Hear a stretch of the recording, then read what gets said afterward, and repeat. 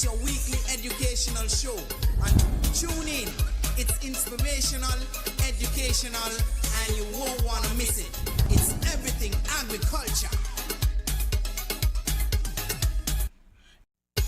Hey, this man Easy, inviting you to tune in. It's all about everything agriculture with the man Bankie and company alongside Yahsonn Tafari. It's your weekly educational show. And tune in. It's inspirational, educational, and you won't want to miss it. It's everything agriculture. Hey, this man Easy, inviting you to tune in. It's all about everything agriculture with the man Bankie and company alongside Yahsonn Tafari. It's your weekly educational show. And tune in. It's inspirational, educational, and you won't want to miss it. It's everything agriculture. Hey, this man Easy, inviting you to tune in. It's all about everything agriculture with the man Bankie and company alongside Yahsonn Tafari. It's your weekly educational show. And tune in. It's inspirational, educational, and you won't want to miss it. It's everything agriculture. Hey, this man Easy, inviting you to tune in. It's all about everything agriculture with the man Bankie and company alongside Yahsonn Tafari. It's your weekly educational show. And tune in. It's inspirational, educational, and you won't want to miss it. It's everything agriculture.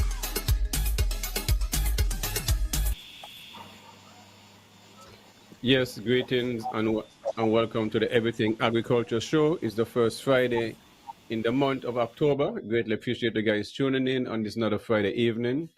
You could be doing anything else, listening to any other media station. And right now going on in St. Kitts is the Agriculture Open Day, the final day this Friday. So if you haven't got a chance to go, run over. You should finish about midnight, so you still have some time to get a view of what left of what's going on. And also, the whole of this week, I've started a Caribbean week of activity, agriculture hosted at the Marriott. A lot of different things going on down there. So before we get into that, let me say good evening to the folks in Oli and Layamiga, which is the traditional name for St. Kitts and Nevis. Hopefully one day we'll take it back and have everything documented in that name, which I think is appropriate and the right thing to do for those, my 5-year-old and them who come after the unborn would know. They remember there was something named Nevis. It's just, they know it as Oli. And they say it in the native tongue, so they feel attached to it when you use the native tongue. Also, good evening to the folks in the neighboring islands, Sabre, Statia, St. Bart's, St. Martin, the U.S. Virgin Islands, and the BVI. Also, the folks over in Montserrat, St. Vincent and the Grenadines, Dominica, Antigua and Barbuda, and also Bermuda. Appreciate you guys tuning in. Not forgetting the folks in the diaspora, North America, from the Florida Keys all the way up to Maine.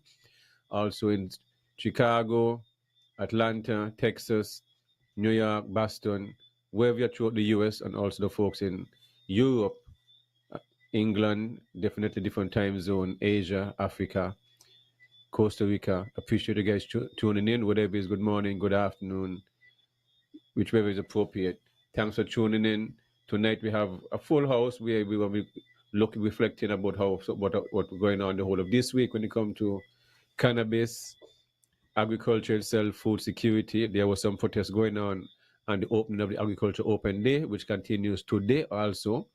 What's going on, what caused this stuff, and also what's going on with the SSZ also, everything when we mean about land. So when it comes to agriculture, land, we were out for the last 5 years, we're talking about land, which area have been earmarked for agriculture and which area have been earmarked when it comes to development, housing development and all these things, and we have not have policies in these things, but yet we have reached a point where we are going to large development in different areas around the island if possible. So before we get into that, let me go over to my other co-host, Yahsonn, going on with you. What's up? Global greetings, my brother. It's a pleasure to be here in another edition of Everything Agriculture. I also want to join with you and say greetings to Oli and Layamiga, and continue to encourage our people to make use of those names in terms of referring to our islands, as you know, it is two of the only words that are left from our indigenous people, and so um, it is quite, revolutionary within itself by just actually accepting and making use of those names to represent St. Kitts and Nevis. I want to say good evening to the rest of the entire Eastern Caribbean. You would have, made mention of a number of the Caribbean islands already. Want to say good evening to California and Oklahoma. I don't think you mentioned those states, but those are some of my areas in the U.S., especially Cutler, Orosi, Visalia, those areas in Central California where sometimes a lot of people don't know about. I remember being in California, Bankie, and telling people I'm in Cutler, and they're like, Cutler, where is that? I've never heard of that place. Where is that? That's in California? And I'm like, yeah, what I mean? So it seems like wherever I go around the world, I always end up in some kind of place where people don't know about. When I used to live in Fountain and I say I live Ghana, everybody like, Ghana? Ghana Road? Where's that? You know what I mean? But living in town, Stony Grove, the road is called R Lane. So I telling people I live on R Lane Street. R Lane? Where is that in Nevis? Yeah, so, I always find that I'm in those kind of unique and interesting kind of, positions. But as we continue, I want to say good evening also to the people over in the Philippines, because I got some, Filipino fans and followers and so on, and, people in Africa, especially, in Ghana, Ethiopia, Nigeria. I want to say good evening to Ambassador um, who are here with us, Bankie, and the program. She's still out there doing a lot of work out there, working to bring Africa and the Caribbean together and doing some work within the hemp and cannabis industry as well. So, it would be interesting also to get into some of the topics that we are going to delve into and update folks on what's going on in the agricultural industry here in St. Kitts and Nevis, and some of the happenings of the week of activities that we would have experienced this past week. So, greetings, everybody. Welcome. Well, let me first get into the Caribbean Week of activities. And no Quincy Bat did a demonstration. Also, my boy Atto, I know he won the competition when there was a honey competition, and he seemed to win the honey competition, which is a great thing, a great accomplishment. I know he's been traveling over the years, going to St. Lucia and different areas and stuff like that, and he will be placed second and different so because of certain quality and whatever. But he seemed to make sure he fine tune everything. So I'm very happy for him. He really invests when it comes to his production, when it comes to his material, so he can get more hives and stuff like that. So want to big up my boy Atto, who I'm trying to get him on the show, but he acting all kind of shy more times. But when he will give me all this and all that, he not shy, but he's all love still. So definitely when you see Atto, you understand, big him up, congratulate him and stuff like that. The beautiful thing. Well, I didn't get a chance to go down for either of the days, but somehow I mean it was kind of mystic. I the farm sometime and the kind of thing Man, set and program. I guess, You and see I them guess and it is, then coming back over. I can say the So same, because I really wanted to go but over to, but things and time. communication wise, I mean, over the settings and stuff like that. So even I in there physically, spiritually, I mean, I could take myself and walk on the whole, can understand the layout and over the layout and which will be in which place I shift up. So I have an idea. So spiritually, me meditate, idea going through and observing same way, cause I can set the kind of mind frame. But also there was some protests going on at the opening, and it seemed to draw some serious attention, more promotion more than the agriculture open itself.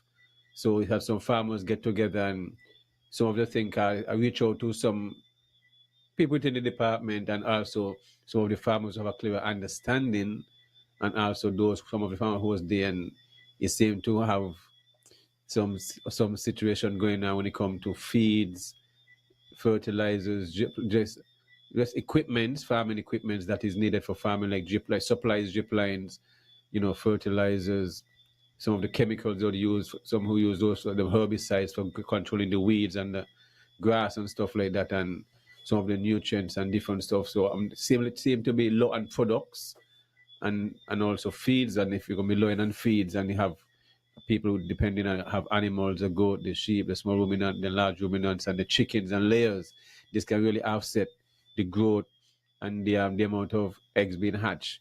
If the feed is up, because feed the nutrition plays a big role when it comes to chicken, poultry industry. So well, I have an idea what's going on, but I mean I ain't think I'll get into a certain situation at time. But I mean the department would have to come out and clarify exactly. I think them is the one who will be responsible, because then it seems like the marketing division, some farmers seem to think have to wait a very long time when it come to receiving back their monies from their produce. But one of the things I always say, Yahsonn, the sector should have at the marketing division, you should have a large warehouse, people who have the specialties when it comes to temperature and which food should be grouped in which areas and separated so they don't eliminate spoilage, and a large area for dry.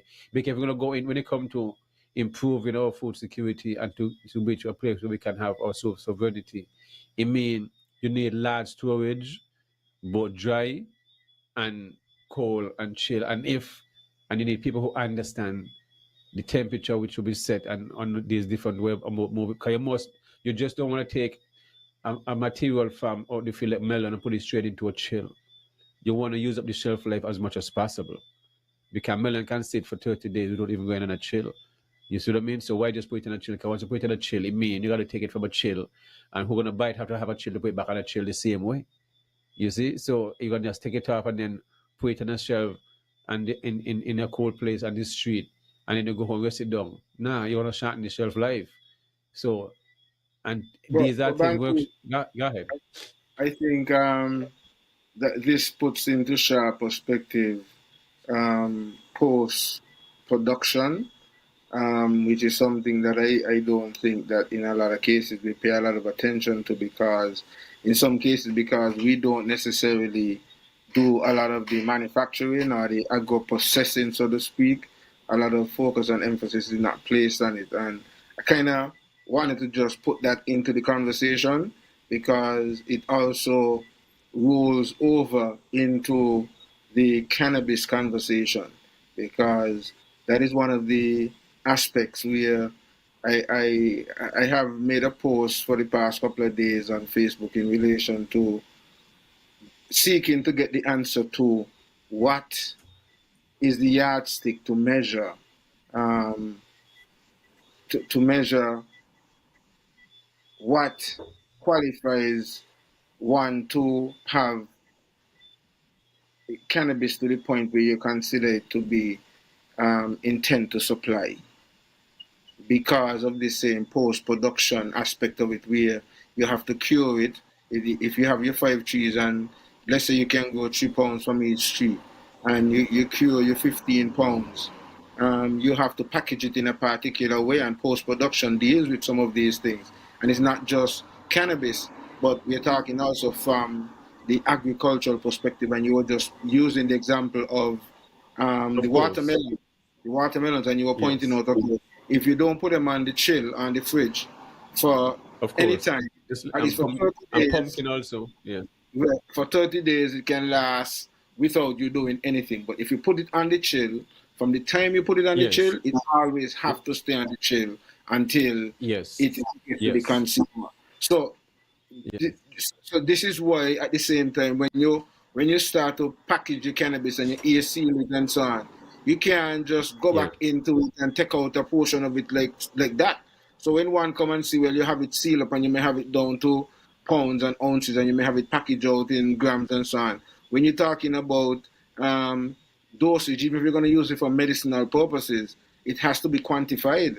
You know, how much you're going to use, how much milligrams, how much grams you need to use, you know. So how do you quantify, or what is your yardstick for telling me that what I have intent to supply?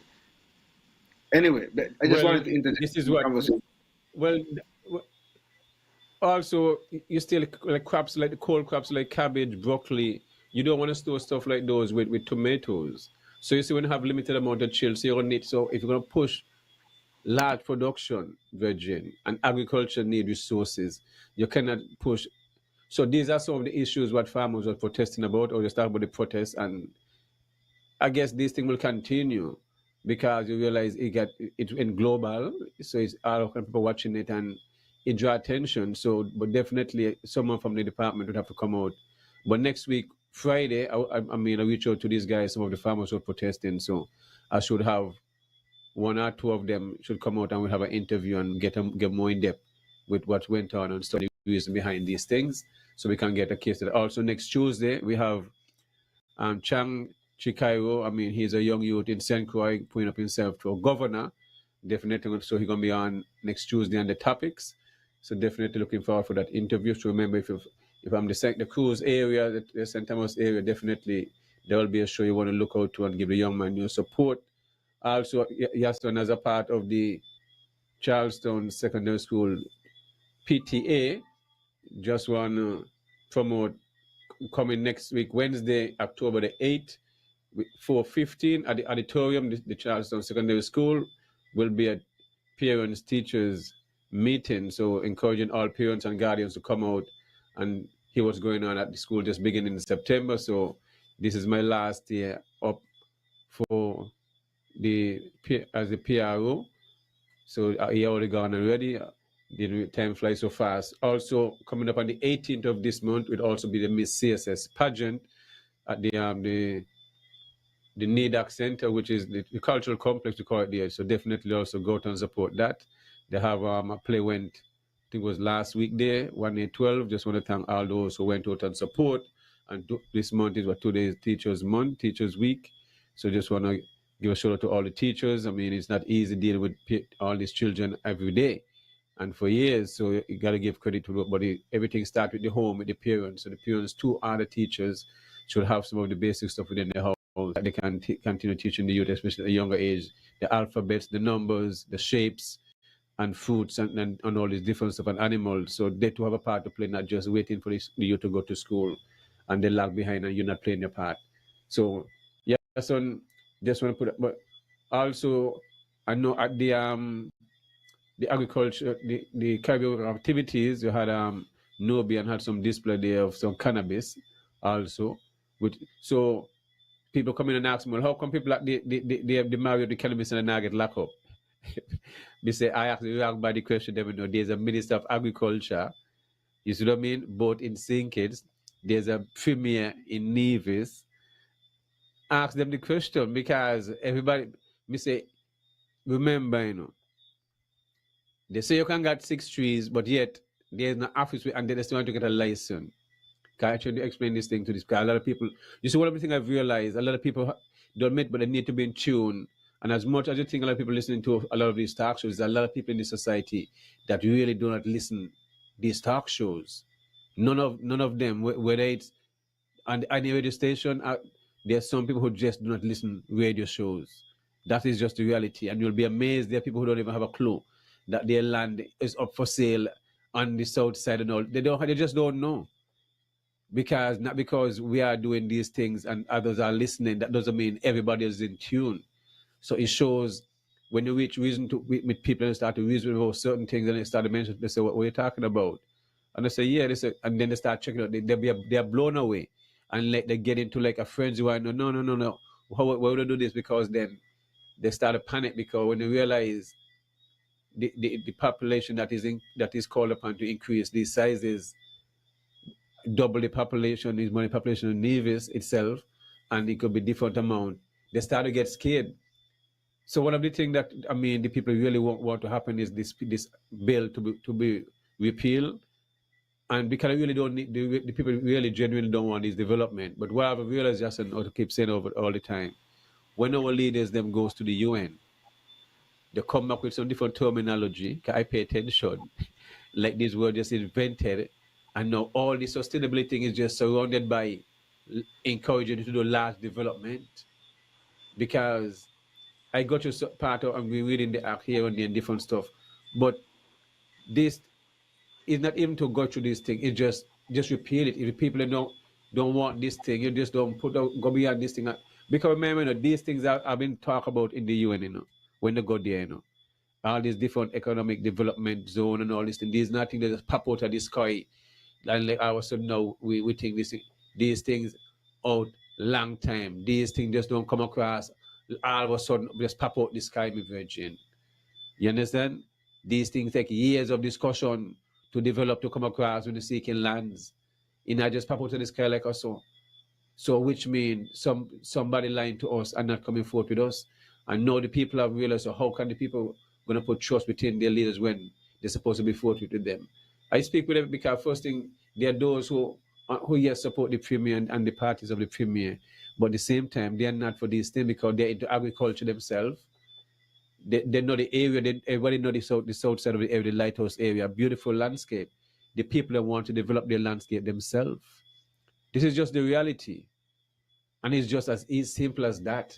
They can't have their own creative ways. They can still provide work for themselves. They can build their own environment.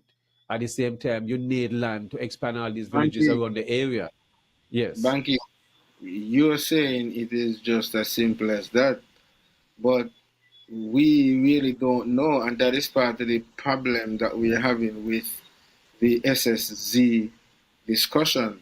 Is not so much the bill or the act as it is, as much as how it went about and how they went about dealing with it, and a lot of the lack of transparency and lack of consultation and lack of accountability in a lot of cases where this is concerned.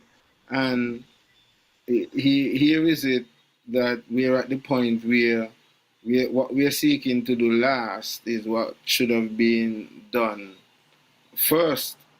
And so we have these issues. And one of the reasons why I'm saying we don't know is just how a lot of these things just came out as a result of people questioning and people agitating and so on. It's the same way we don't know what other arrangements and deals have been made, and even if any monies have been put forward and or given and or we don't know. So we don't know what level of commitment, so to speak, has been given by our leadership, because when you read the SSZ bill, it's going to be a contract between the government of the country, right, or the island, if it is in the case of Nevis, where it is pointed out that Nevis has control over their own lands and all that. It is going to be a contract with the government and the developers. And when you read the information in the SSZ bill, it speaks to the fact that all parties, and the parties meaning that the government and also the developers who are going to be a part of this contract, are binded by certain things, and certain things has to be done. Like they both have to ensure that the people buy into this thing. So you find that even at this point, we have not really heard anything official from the developers, who we are seeing and hearing seeking to convince us is the other party, who probably would have agreed with these people that, boy, this is not going to be much of an issue, we can do this thing, the people might make noise for a couple of days or whatever, but, we're going to do this thing. So, as we might be saying, it might be easy to go back and repeal it. We don't know what agreements and our commitments would have been made already, like I said, with the developers and members, quote unquote, of the government.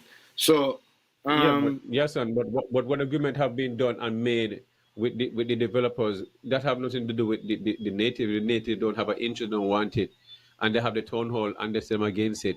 You can still go ahead with the developer come to them before. You didn't do nothing like that, so why would I have to go along with what you want? Okay, so if I have already convinced the developers that man, that ain't no problem, even though the people make a little, but this thing's gonna happen. really?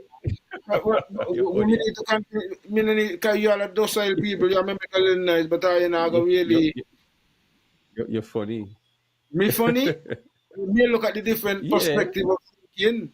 So you see, sometimes you have got to wake up and realize that how you are may be thinking and how we may be thinking, it might not necessarily Okay. be the way that these people who we elect to represent us are thinking. Yeah, but the reality, Yahsonn, I mean, like this, yes. If you even went as far as and said, I mean, all these 25 years or 20 years he been in parliament, you didn't have to come to the people. The virgin, we are here say all the time. We got to be more inclusive and respect the people. This is some extreme development where you have this. Now you have take out 500 acres minimum in Nevis and 750 acres from in No, hold Sigid where on, you hold have on, no Bankie, minimum. hold Yes, on. That has yes. been taken out of the act as far as That's what I'm I've heard. saying. That's what I'm saying. I said there's no Oh, more minimum. You oh, have there's no taken out more. these things. Yes, Yes. and there's no maximum. So as the premier Mm-hmm. said, if somebody want 5,000 acres, even though they're seeking up to 2,400, somebody want 5,000 acres, there ain't nothing wrong with that. They can get that, which means they can have more than at least 3 development, 4 development. So if you have, so let's say you have 4 development approved in Nevis, we know which part the pros will put it. One, they'll figure it out. Different places on the island. And each of them got say 10,000 people. And that and you got 4 of them. The more the people living in the state gets alone. You see what I mean? Concentrated area. Who they be you don't even know which part of the world. Just then what?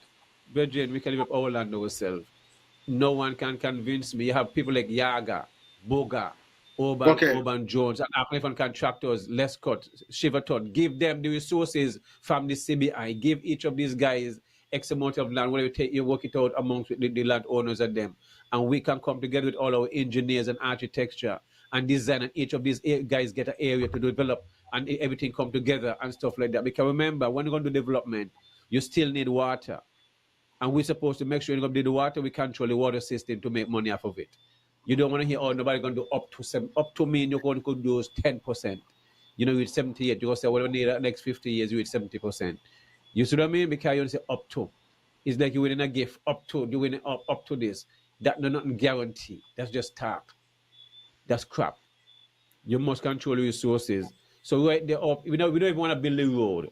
Because yet, first thing the people say we don't got the money. We can't, I mean, how you could say things like that? You're not going to build the old road where you So, don't say you're going to build the road and you come so back and say that then, let me finish up, Yahsonn. Because one of the things that I find really, really, really, really madness is when I kind of ask the premier about the road and going around, going to the development, how is that going to go? It seems like once you reach the development, when you reach the development, that's it, you know. It's not like you're driving on the main road and going through 4 seasons and keep going, you know. No, no, no, no. Once you reach the entrance to development, that's it. Turn back. Ain't no road going circle road, going nowhere, cut through, moving and everyone to Zion and joining. So which means you get locked off from one side of the island. How can we, as a people, we sit like this and think these things are great ideas when you too gonna have children and your children gonna be around? Me virgin, I know a lot of lawyers will be making a lot of money, and a lot of agents and all these different stuff, and government will get taxes, but they will still get taxes if you build our city we save and develop it yourself. Are the same thing. Trust your people. Who is better to develop the land that is untouched than your great minds? So when the people come and say, yes, we build that. But you build something, but you not own it. I will still build it, but you not own it. It don't make no sense, my virgin. It does not make no sense. But guide your son. so yeah, what I wanted to interject as you were speaking is the point that was made on the program we had on Tuesday with Curtis Cook when Uh-huh. Curtis spoke to the development of the Southeast Peninsula Road, and he said that a lot of people criticized Dr. Simmons said that he was building the road to nowhere, but he said that the roads were built and it because of the infrastructure that was put in, it caused Yes. the price of the Right. lands Of course. over in Yes. those regions for those people who were benefiting. Now, the way he spoke in a particular way because I guess those citizens, so to speak, that he would have mentioned would have been, so to speak, of the upper echelon and so on, and maybe some of them might have been expatriates as well, and you know, those kind of things. However, what stood out to me, or what really hit me, is the reality that even a couple of months back, a couple of years back, the Premier of Nevis was touting developing the road over there on that same side as, you know, the Kennedy Simmons Highway 2.0, and saying, you know, building that road would open up over there for business and so forth and all that. And it means, based on, if we're going to use the example that Curtis used in the development of that road over there, it means then that the local landowners who are there presently now would benefit from that infrastructure being in place. And as you spoke to, using developers like Dean Daniel and Urban and, you know, Greg Hartman and whoever else and so on that we have around, Kevin and, you know, all these other developers, to develop projects for those regions, it means, yes, that it would create those kind of opportunities for our people, and those kind of developments can happen including also if you have people who have huge tracts of lands in those areas and want to do similar developments as well. So it's not that it is excluding the community, but creates opportunity for locals and other foreign investors as well. So I don't know why we are selling that it is better to not do the road because, as you're saying, it would be expensive. When these people who own those lands over there would have been paying taxes every year, and in some cases, maybe some of them might have lost land as a result of not being able to pay taxes and so on, and the government maybe have to take some some of the lands or the acreage as payments and so on for, you know, those taxes. When if they develop the area, develop the infrastructure in the area, then they would have put those people in a better position to further develop those lands, and that is what we hire governments to do. We hire governments to put in this kind of infrastructure to foster these kind of developments, not to be encouraging our people to sell their lands to developers as a part of a contract that you sign, that you also will be doing this. Because if you check the SSZ, as I'm saying, and I think a lot more people, I really want to encourage our people to read up the SSZ, you know, and not read it just because you want to read up on it, but because this issue, I think, should be the catalyst to have our people be more involved in the process that takes place in creating laws, and actually realize how they need to challenge the employees who are their elected officials to be more transparent and come to them, especially when it comes to certain bills and certain things that they want to do that is going to have these kind of serious implications for the future generation, because an issue like this go beyond the parties and politics. This issue in itself is a national issue. And so, yes, you may want to argue that within your time frame, within politics, you never had any bills brought to the people before. But because you were doing something 99 years and it was wrong, it don't mean that you ain't reached that point, that that point is not going to come where the people are not going to accept that which you were doing all the time and now start to hold you accountable. And if now your employers, who are the masses, are seeking to hold you, the employees, who should be working on behalf of them and should be consulting with them and should be transparent with them, if they're doing what they should be doing, you shouldn't be offended. You need to get yourself Yes, sir. aligned and start to do Yes, what sir. you need to do. Yes, sir. Your mic pause.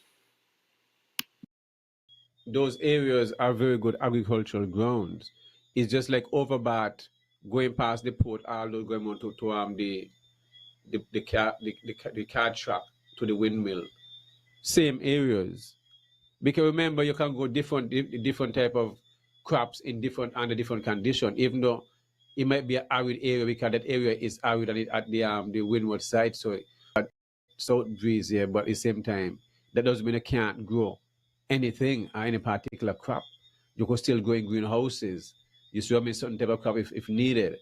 But on the outdoor, can remember, every day in the same, they like you can walk out at weeks, Some days you get a little breeze, which is cool, but it's not sea blast.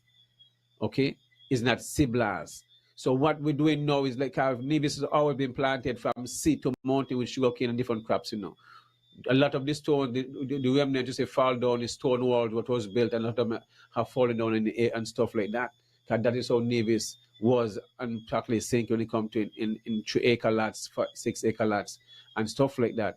They will use stone walls and different type of fruit trees for the fence line and all and different stuff. So it's not like if you go over in the area there, only like we call it the golf course, green as ever. Because the Juno are coming in, that's how the place is.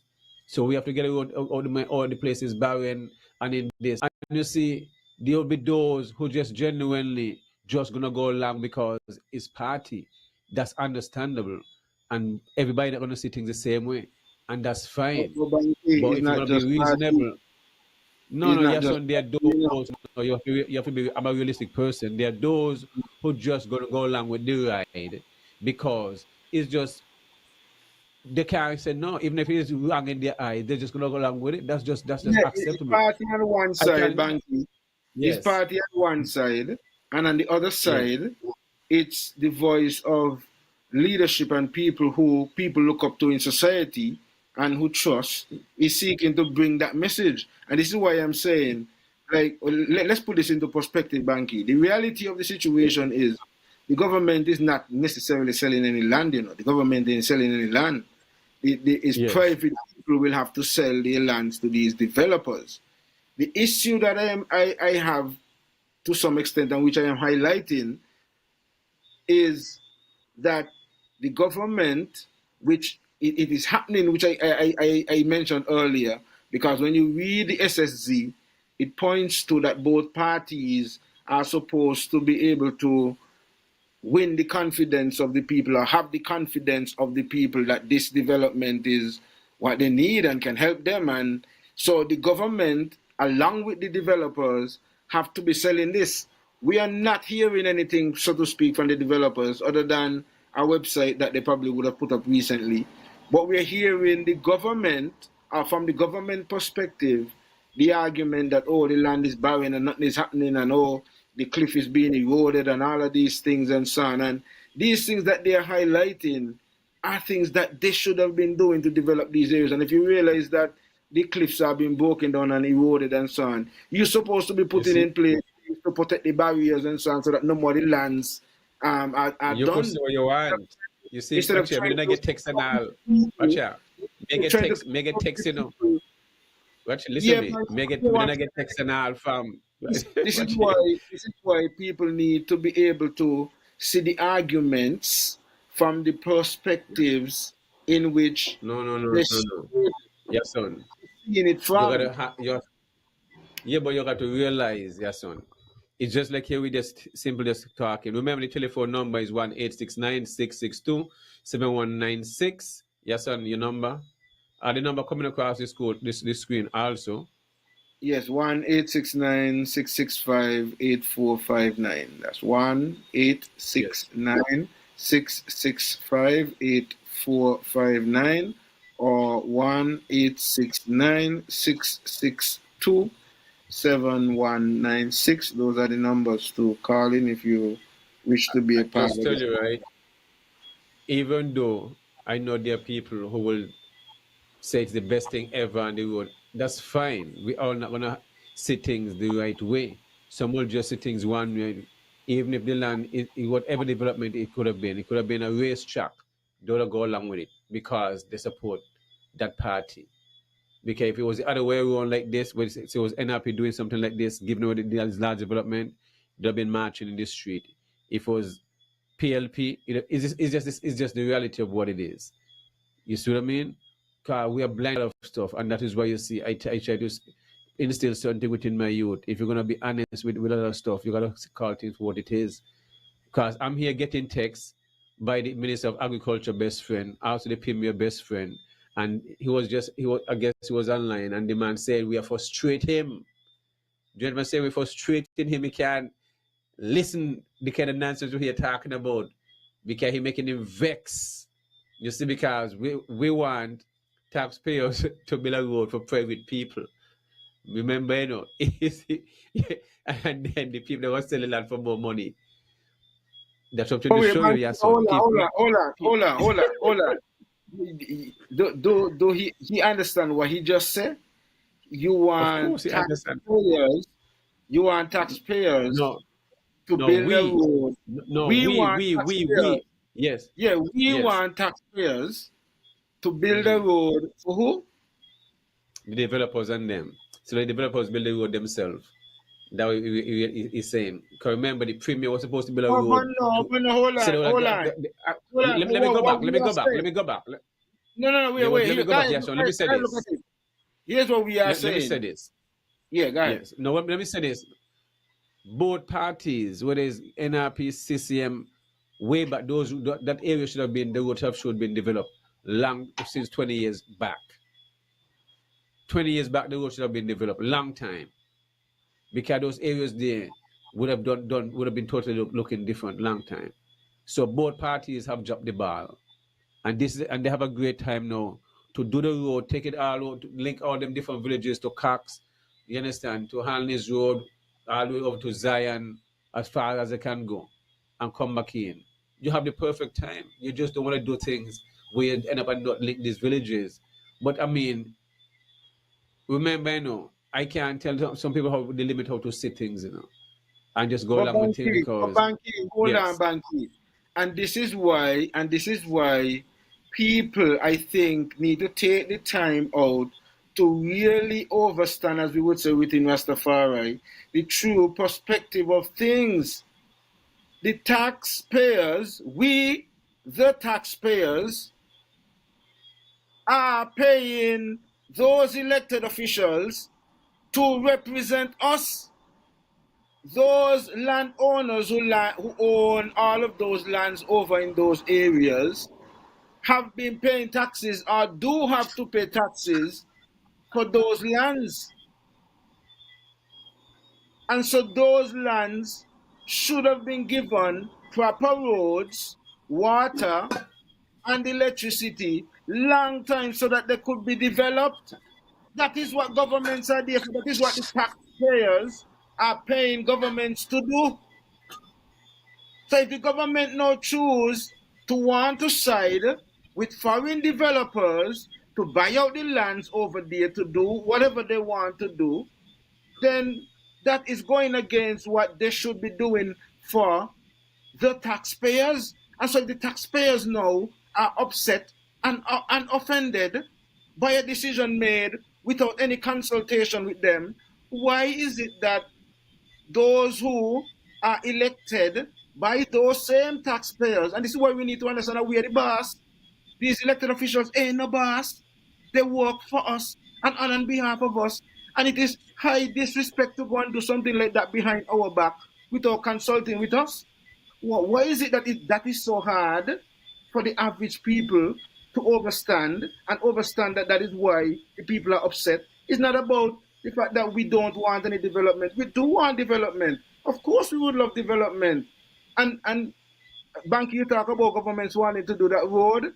I think, I mean, I don't remember which campaign it was, but I think NRP campaign both, that's of course, of that course. road, right? And so they had Yes. planned to do it. And then eventually the premier himself campaigned and said that he was going to do it. When questioned recently, though, that's when he said that, well, based on the fact that he would have gotten with that, developers were thinking of doing something like that, development over there, that he decided, I don't know if he said he or the cabinet decided that they're Yes. not going to invest in the road over there anymore, and they're going to wait until the developers do. But here's the funny thing with that, Banky. Here's the funny thing with that. The developers will only do the project if they have a certain amount of land or if they get to buy a certain amount. So at this point, we still really don't know if the development is going to take place. So then you're waiting on something that you really don't know what it is going to happen. So you're putting back something that you could do to open up the Yes, area. sir. Yes, sir. So what happened to the last 20 plus hotels that were supposed to build right on the 600 acres there at Penny's Beach by Newfound? So they don't build. So me go see all the golf course, all the nice $1 million homes right there as I drove past the bypass road going across Penny's. And when I look at across to see the sunset, I see all them homes from Penny's Beach, lush gone all up on all the beachfront properties. Only me seeing them and nobody else seeing them. 20 plus years, 20 different 25 different hotels supposed to come. What's the difference with this one? Why 5,000 acres of land, 10,000 acres of land? Because maybe there's no minimum, So why not? My thing is, if me not done with something, just extract it, just repeal it, because I'm not for it, eh? So if something is done wrong, just repeal it, apologize, and move on. I just give up the position. Because you can't come up from these things, Virgin, So Bankie, because I what can't, is I for one, you understand, can't fathom and see 10,000, 20,000 people in a little small space like that. Which means, as somebody, as one who understands construction, when we could see how it is, this is like it's gonna look like over in Brazil, over Frigate Bay, where you could see one of those mountains just densely packed tight than tight in one area. Tight with a space to. That's the only how you can put 10,000 people in a small space like that. Every square inch have to be draining on like townhomes, small knits spaces, tight. That's all it can be. You see what I mean? But my meditation is, where is the land policies for agriculture, for development of expanding CACs and all the areas coming down, because you must need room for expansion. Rule number one, Jessup can't expand going away, Rule number two, Barnesgate can't expand going away. Rule number three, Craddock Road can't expand going away, and going to road can expand going away. You understand what I'm trying to show you? So where you're going to expand, go over there. Because remember, the large landowners, them, forcing 500 acres, Gaskell's got couple hundred acres same way. Anbar's got over 800 under 800 acres. The pennies and them, you see all these large owners, land acreage. Newfound got 600 for the past 20 years, and the people have not, and the government, neither NRP nor CCM, take it back in the name of the people. Take back the land. If you're going to have land, a whole land for 20 plus years, now develop all these land areas. Look how much land over all they got. But they forget all they got all the mountain all they own too, all the beachfront property going up there by we call it Kakolang part. All the other side, all the large areas of land the Charlatans them got. Well, how come they not trouble all them people there? How come they wants the people to target with and what if they develop them want? Land and land. No one needs near bad land. All the land and navies and things is fertile. Some areas might get little less rainfall, but not near bad land around here. And we should speak better when it comes to our land. We should not use the word barren and those stuff, because that is an insult to our land and to our ancestors. Because all those land, because those same land will still have fruit trees when it's developed on top of it. Name barren again. They want flowers the same way. Where our Sunday turn miracle land is the same land. It's the same land. And we should know better. Bankie, listen, you say you love to be realistic, right? Let's be realistic. When Let we me get would into have, the comments, Yahsonn, and then come back. Let me get into the comments and then we continue. I don't want to Keep up lose with this. I everything. don't want to lose this point here. Go So ahead. Make your let me point. get in this point here, right? When I say let's be realistic, we don't know what these people would have discussed, and we have not necessarily, in terms of the development, the project that is supposed to develop on the south side, the Destiny people and so on.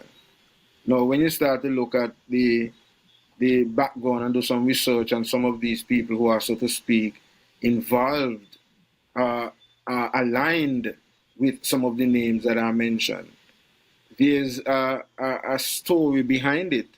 And part of the story is that they're seeking for governments that are cash strapped and that are broke and that are seriously in debt.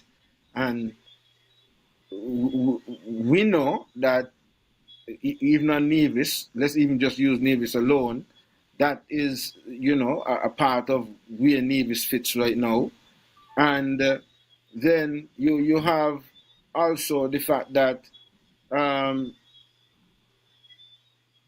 we have a situation where campaign funds don't have to be reported. And so we don't know how much would have probably been given already and are committed to already. Like you realize, as you mentioned, it's not all of these excuses that we're talking about, and land is eroding and land is barren and all that. These are stories that are being presented to us by our government officials who are seeking to encourage our people to give up our lands because of these things that they are pointing out. This is not the Destiny people telling us these things. At this point, we haven't even heard from the Destiny people. However, what we do know is they claim to want to look for governments that find themselves in these situations. And we know that an election is coming up in a year and something. So we don't know what has already been committed. And if, let's say, for example, Bankie, the reason, because remember, these discussions could not have happened. I mean, Miss Lawrence asked a question on the campaign when they had the town hall meeting sometime in July. And then a couple of weeks after, this thing passed. So it can't be that this thing just pop up just so. Some sort of discussions that consultations and so on would have been discussed before. And somebody might have said, look, okay, give me this, and we're dealing with the people, man, we're going to be able to sell this to the people. You understand? But you just speculate. Well, hey. You just speculate. I am speculating, yes. And I want to clarify that is what I'm doing, yes. Yes. But, they just say the conspiracy theory. When they say this is a conspiracy theory, sometimes the conspiracy theory will be true, right? Okay. So the speculation sometimes may be true. So you're going on the line. Yes, I'm going along the line that there are possibilities, because I know in terms of negotiation, and I'm just putting these scenarios on the table because they are real scenarios. So it might not be a true scenario in this context, but it opens up the people's consciousness to things that can be happening behind the scenes. And when we are wondering, well, why they would want to do this thing, why is it that they would be so on board and trying to push this thing down people's throat, when we know, like we said, we asked some brethren who was so you see in your mind, Bankie, is to sell your land. Yes. If you run books right now, the last thing you sell your car, you may sell your clothes, you may sell your jewelry. The last thing you're gonna look to sell is your land. Why is it that you're telling me that our government is telling us then they have tried almost everything, and the last thing that they could tell us now is their savior is to encourage us to sell out the land?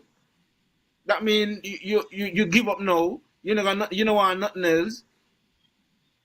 Yeah, but what I'm saying, Yahsonn, in a situation like that, if the government wanted, because you must, because it's still gonna go back again, where is the space to expand CACs and all the different areas?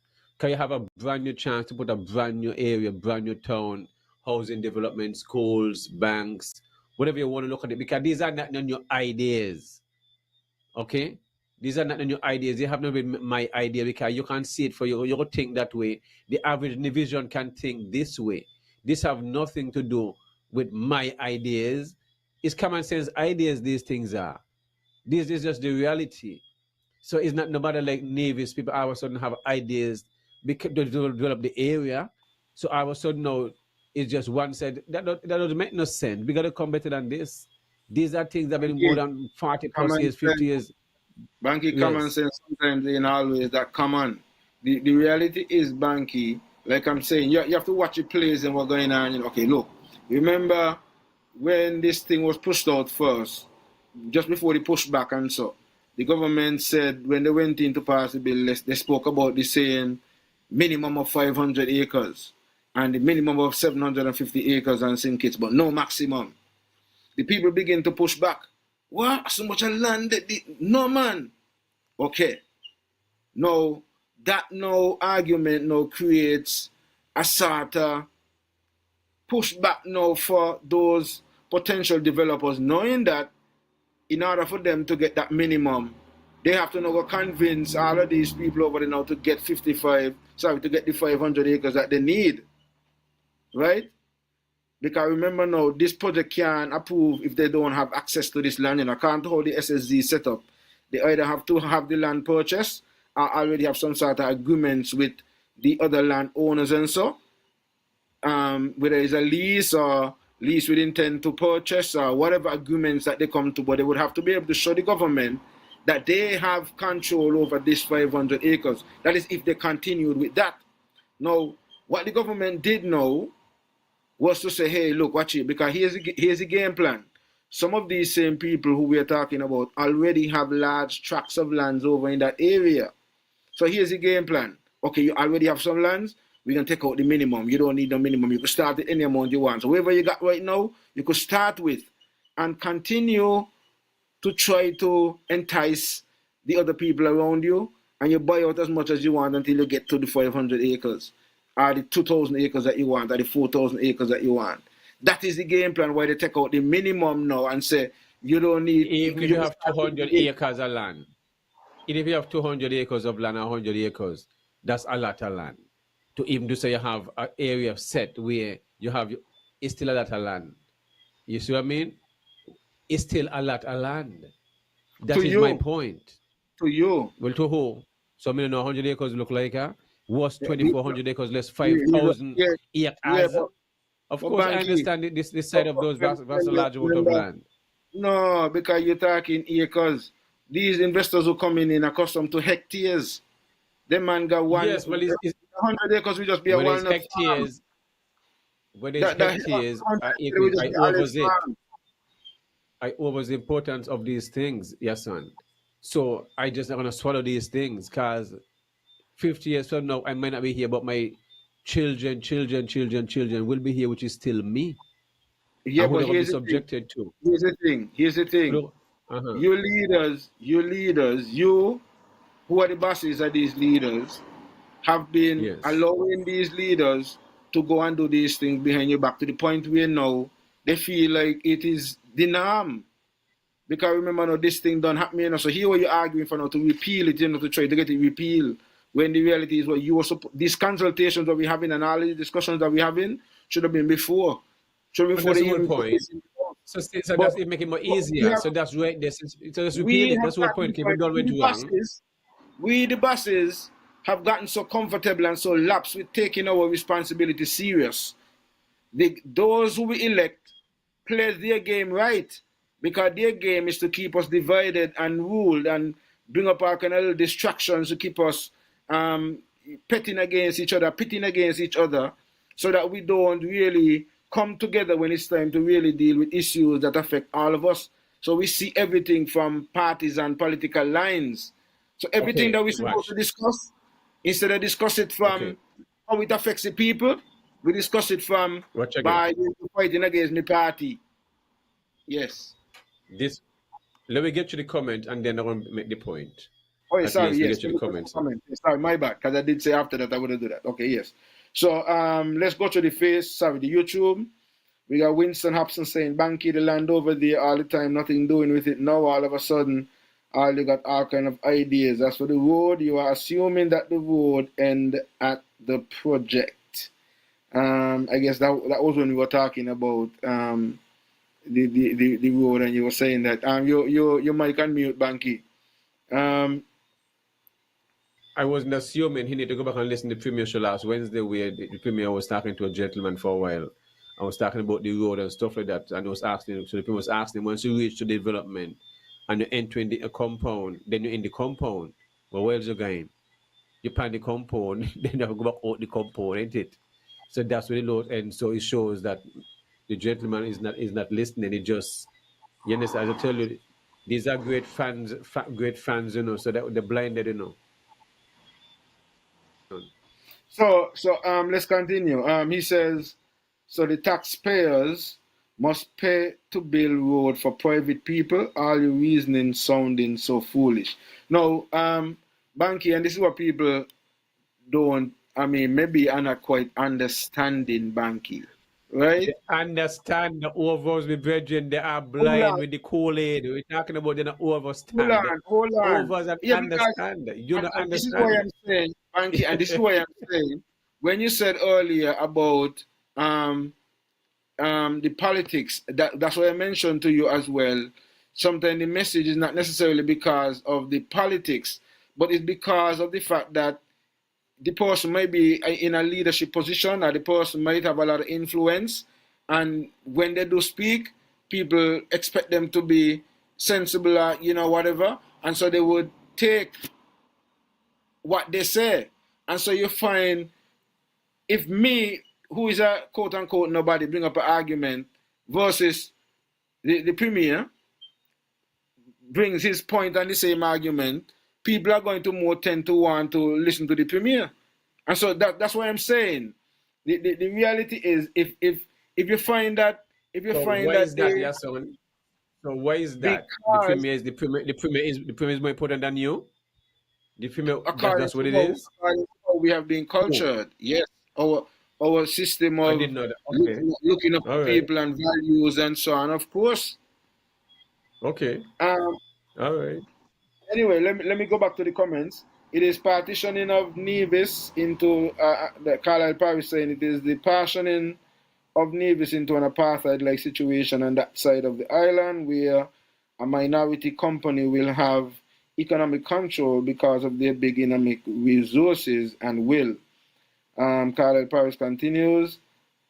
It will affect the NIA because the landowners still do not have access to infrastructure to develop their lands because of poor representation, even though they have to pay taxes. Carlisle Paris again says, but Bankie, the roads should have been developed 40 plus years because as a child, my grandfather was paying taxes and was traveling on dirt for years because the government had no Exactly. infrastructure. That's the whole point. Um, what about the issue of people getting citizenship because of investment? Giving this much expanse of the land to one company is too much and shows a lack of knowledge of land use and planning in the 21st century. Manhattan, New York City is smaller than Nevis. Sorry, and that's some of the comments on the YouTube side of things, and on the Facebook side of things. We got Renwick Jeffers saying, "Hail up, brothers." We got Larry Wharton Yes, sir. saying, "Blessed good evening, Yahsonn and Bankie from Birmingham in the UK."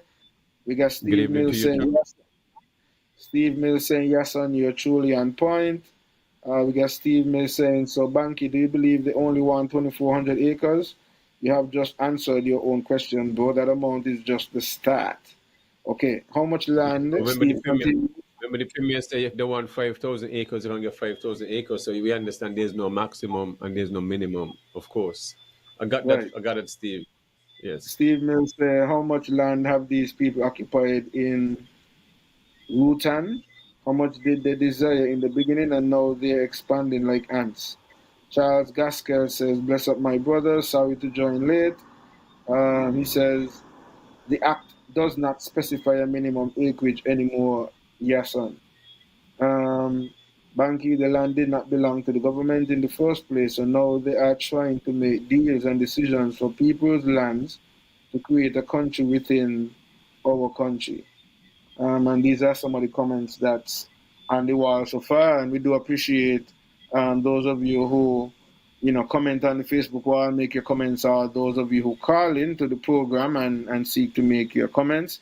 Because, the numbers to call in are 1-869 662 7196 or 1-869 665 8459.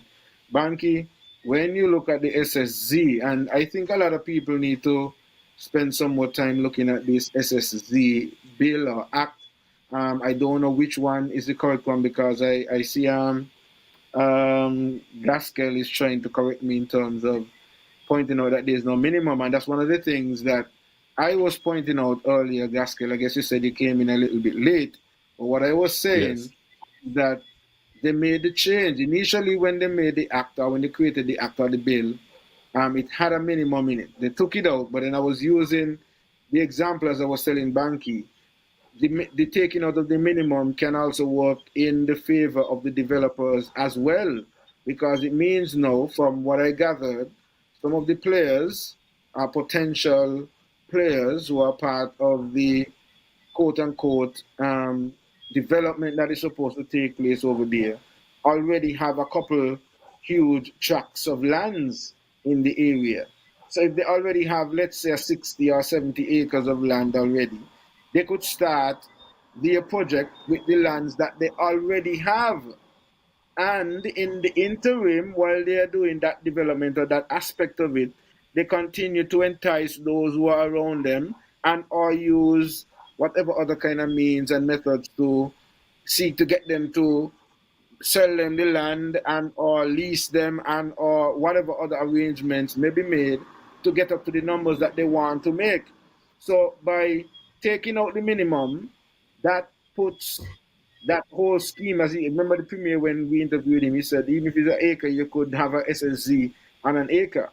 And so if the persons already have, then you see what I'm saying. So that's all I was pointing out in that regards, Gaskell.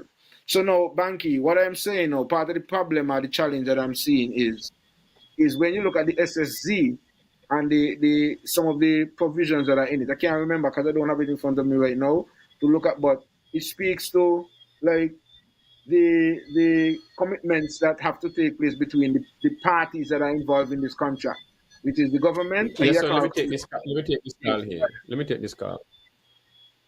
Carlo, good evening.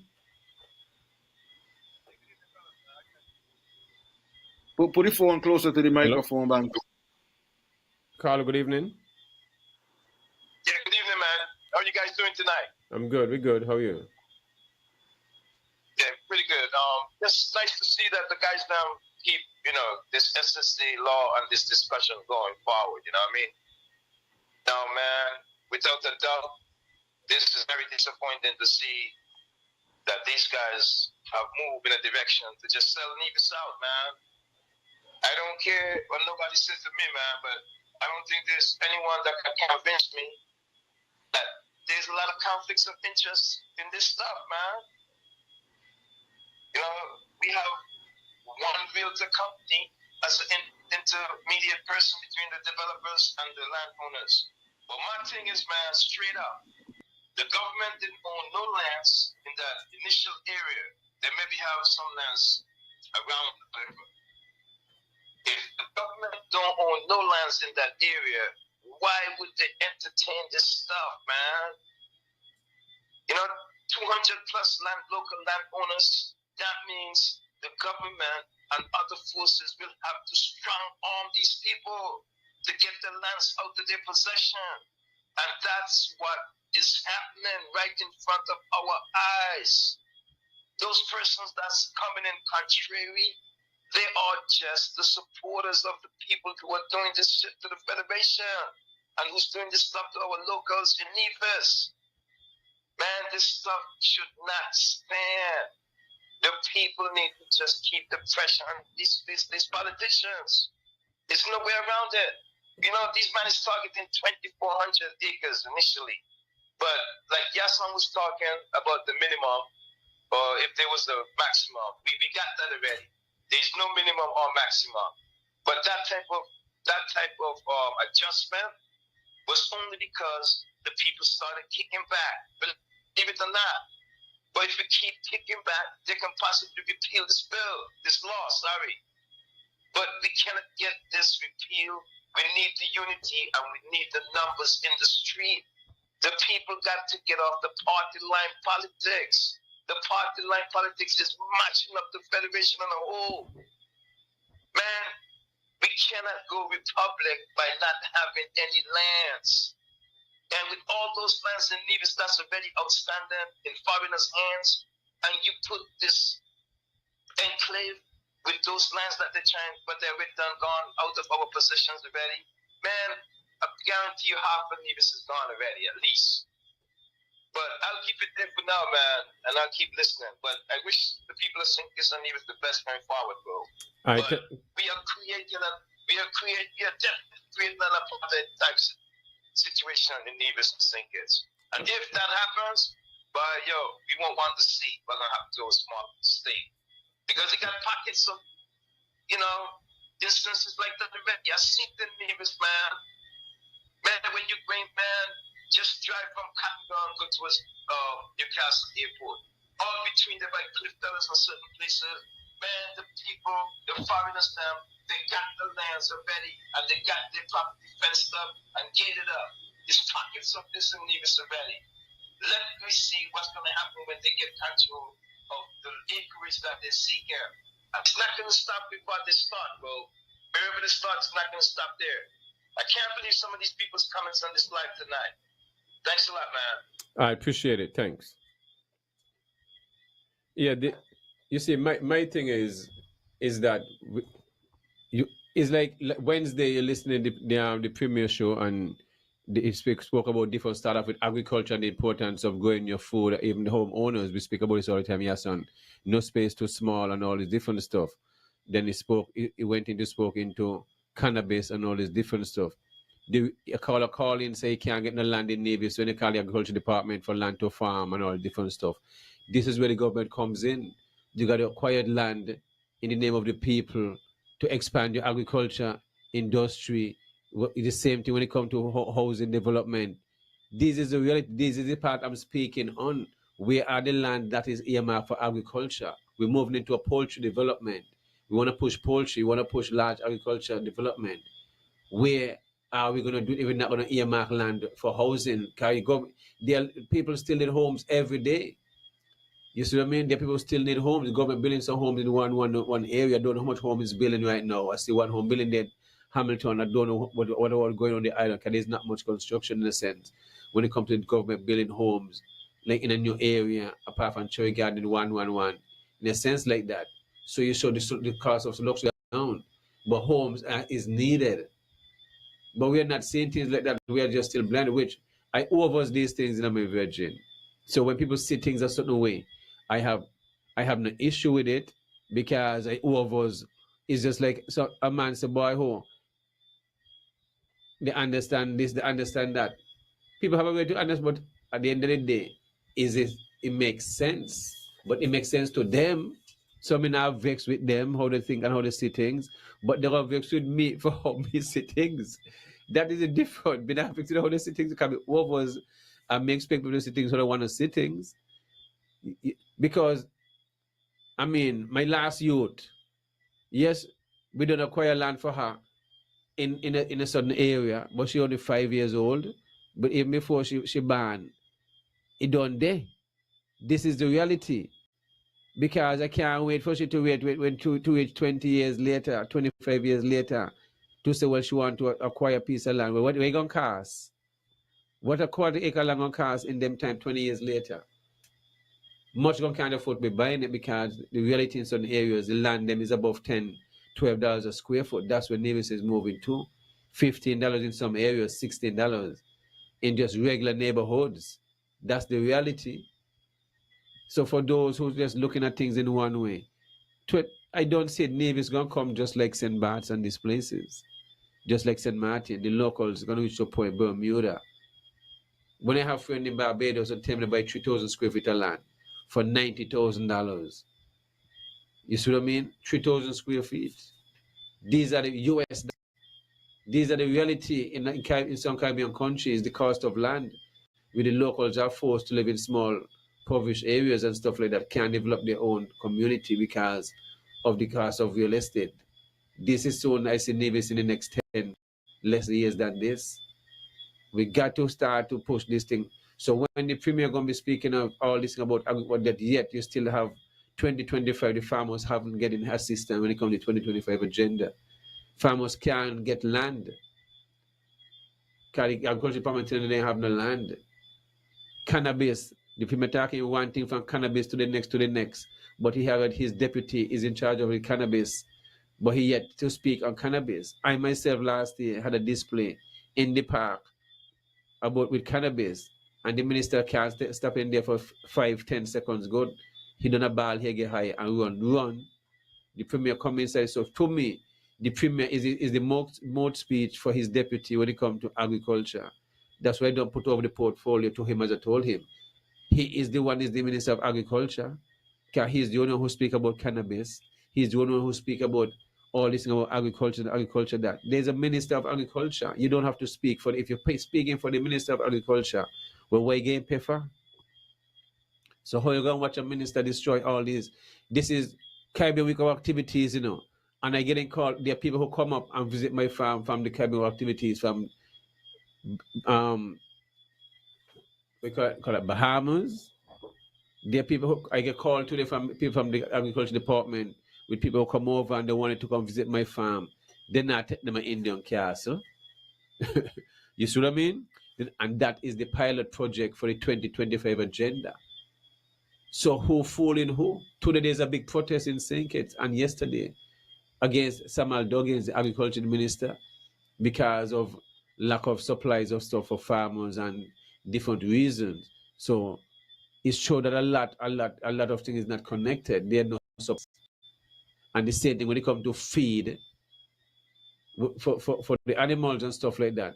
So if there are outstanding situation what need to be handled as ASAP, I think the department of the director or the PS need to come out and whatever the situation is causing this backlog, just come clean straight up with the farmers, because the farmers can't have to plan and around this situation if they ain't no seeds, if they ain't no fertilizers or different supplies that need to grow their crops. It's not going to work. You're going to chop off the planting and all these different stuff when it comes to food productivity. Yes, son. Well, you see, Bankie, I do sometimes look a little deeper into these things. And, you know, Bankie, if I am cash strapped and you already tell me, boy, look, listen, you see this project here? In order for this project to happen, both of us have to commit to these things. Both of us have to make sure that this happens. Okay. I can take care of X, Y, and Z for you, as long as you make sure that this thing happens. And I commit to you that I'm going to do whatever it is possible to make this happen. And a part of that, whatever it is to make it happen, is to sell your people into the story. Get your people to buy in. Get your people to be involved. Then this is what I'll have to do. And so, especially if I have been promised that this project is going to be taken care of, you're going to get funding for this, you're going to get funding for that, you're going to get funding for this, you're going to get funding for that, and maybe you even get some already. So sometimes when we say it's easy to just go back and repeal it, what if they done take some money and they done using some money, and then when it's time now to repeal it, now you can't pay back? You know, because you don't use up some of the money now to do X, Y, and Z. So instead of having to go find the money now, it's easier for you to just convince the people. You got to speculate. You got to speculate. Buy this project here. Yeah, I don't know. You know, my mind don't work a kind of way. I don't know. So, you know, but these are things that are left when you don't have information and people are not transparent and so on. And so these are some of the things that's left to wonder. Because there was, I think, the caller spoke to the fact that, you know,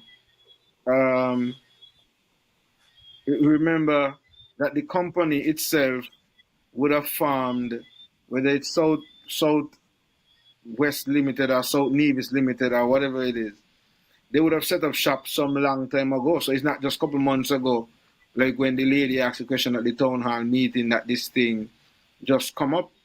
Seemingly, from what reports are presenting, is that the real estate company in question have been reaching out to people to purchase lands in the area since even as early as 2022 or 23 or maybe even before. So which means, but the people were not necessarily being informed that well that this is what the rationale behind all the quest of trying to purchase the land from you.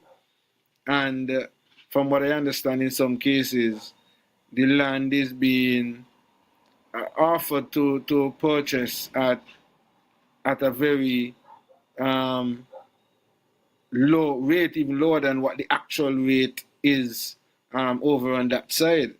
Now, based on the argument presented by Curtis Cook, if it means then after development and after infrastructure is put in, that the land cost will increase, then you know what that means? Those people who buy the land cheap, when they put in the infrastructure, as you mentioned, Bankie, then a quarter acre gonna be like $2 million and so. You know what I mean? To get in over there. Yeah. So your children and your grandchildren can't even think about, buying a condo or buying a villa in one of those Yes, sir. places. Yes, sir. Check this out. Right, currently we're speaking, right? The landfill is full to the max. It bossing, tearing up. You see Hulk? When Mr. McGee turned into Hulk, he starts to pull up on a bus. So our current landfill is there. So let's say, hypothetically, you have an area development with 5,000 more people. Where the garbage going? Where the garbage going? Well, I have listened to the Uh-huh. premiere on the show, and he said that they're right now working on a recycling program, and they're baling a lot of plastics, taking it out, and they bring in a machine to crush the cars and metal and so on. So they're hoping to reduce that landfill. I don't know what other solutions they may come with between now and Okay. then, but All right. that For the is next dump something. going. So the next dump Maybe, going, if you have to move. remember these developments are going to be sustainable developments, and so maybe they may have their No, I own. understand what you mean. No, I understand what you mean. Them they just terminologies. Okay, these are Well, reality. They just talk. according to what Remember, is being remember we are proposed, technical people, so we according to what understand is things being different. proposed, Banky, according to what is being proposed, these people are supposed to be able to have their own means of creating their own So electricity. They're suppose supposed to be able to create no, their no, no, own no, no, water. no. Up They're to seven, supposed to. up to Well, 70%, I up to commit up to 5%, Virgin, yeah. up to commit So 5%, one So then, so percent. what I'm saying is, then that Okay. mean even though they will be in a large number, they might be only creating 25 or 30% of the waste because they find ways of dealing with the 70% that they may have to deal with. So Uh-huh. Okay. yeah, Yeah. So what do you need? So what I do you mean, what need? they gonna Different the do? homie and you eat? No, no, Different no, the no. homie and you eat? They That's have what I eat. they have renewable waste like Banky. I have a system that I'm seeking to offer to them that you can change the waste into various different byproducts. You can have energy, you can have biochar, you can have different things So that may be why useful are these things not implement now for us? If why we not do it because now? Hold on, because let me take this call here. yes. Hold on, caller, good evening. Thanks for calling. Let me get back in, man, again, real quick, man. Good evening again. It's very important that you mentioned that protest that was happening because I want between you and Yahsonn, maybe you guys can elaborate a little bit. But my thing is, this morning there was some talk on the social media. Somebody was doing a live from the grounds there, the agricultural setup in St. Kitts. And the conversation today was that Azad and whoever farmers was over there protesting, They were trying to say it was not an appropriate time to protest. So I just want you guys to maybe, say a little something about that, or, I mean, does protests have to be taken care of at any specific time? I mean, man, people protest anytime they want to. I mean, does these people see what's going on around the world? How much protest is going on? Protesting around the world is bringing down governments right now. The only place I've seen people scared to protest is in the Federation of Sinkers and Neavers. And a man got the right to protest whenever they feel like. If they might want to get up at midnight and protest, that's their man's business. You know what I'm saying? If a funeral is going on and I want to protest when a funeral is going on, that's my business. That's my right.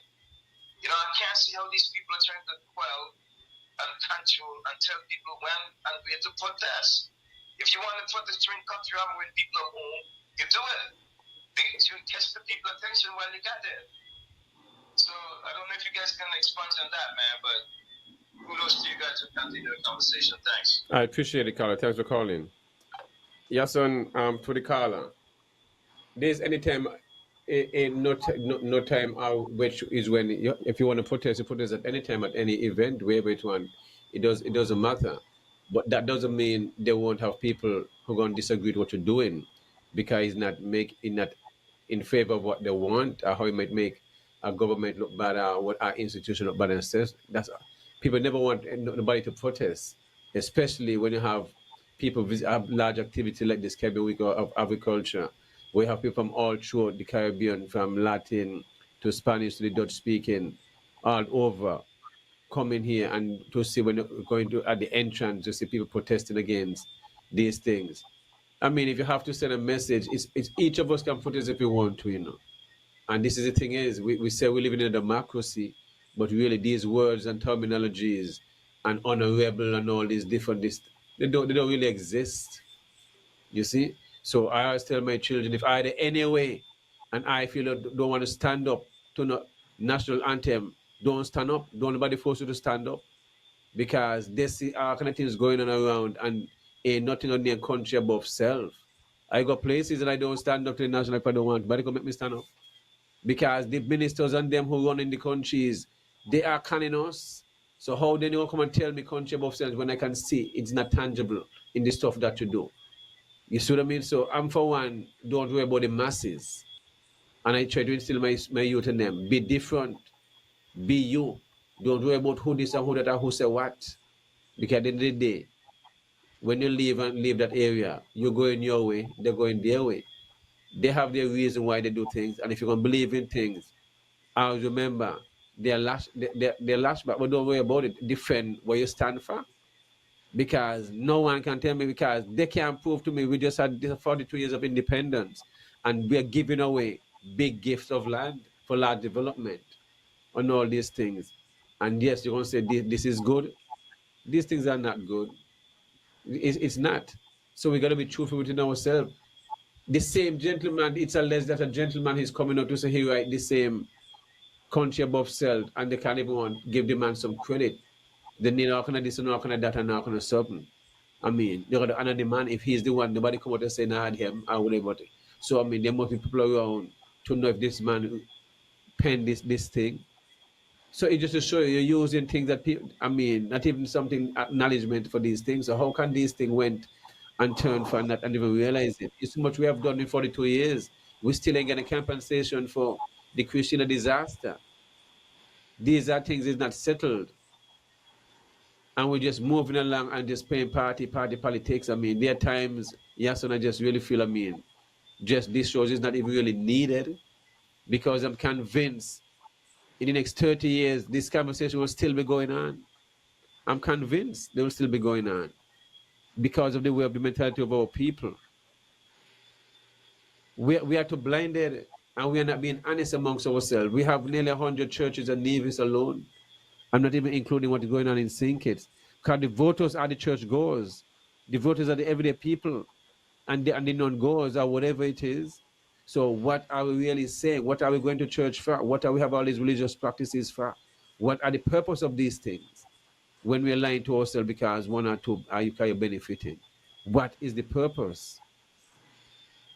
Because is either we live in a society that is full of greed and dishonesty, once it benefiting you, and you shut a blind eye. So if your neighbor house a burn down, you no kick or you now burn.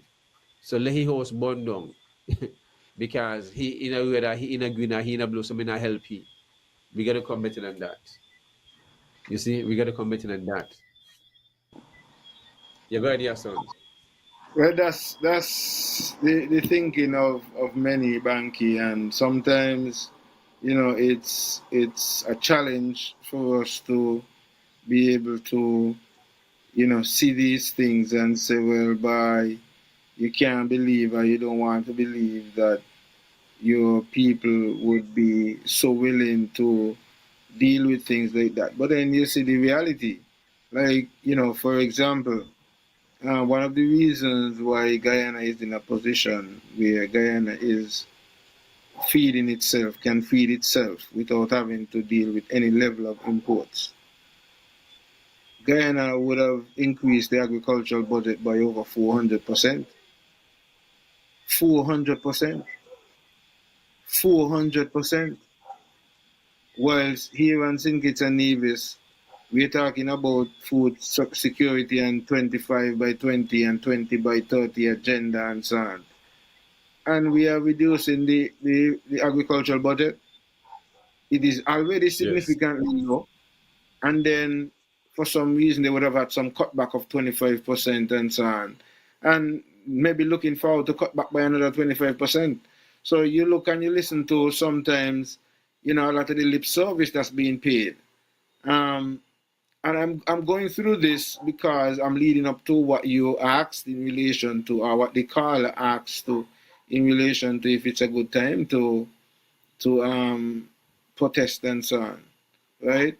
But you have these issues, Banky, and you speak about them.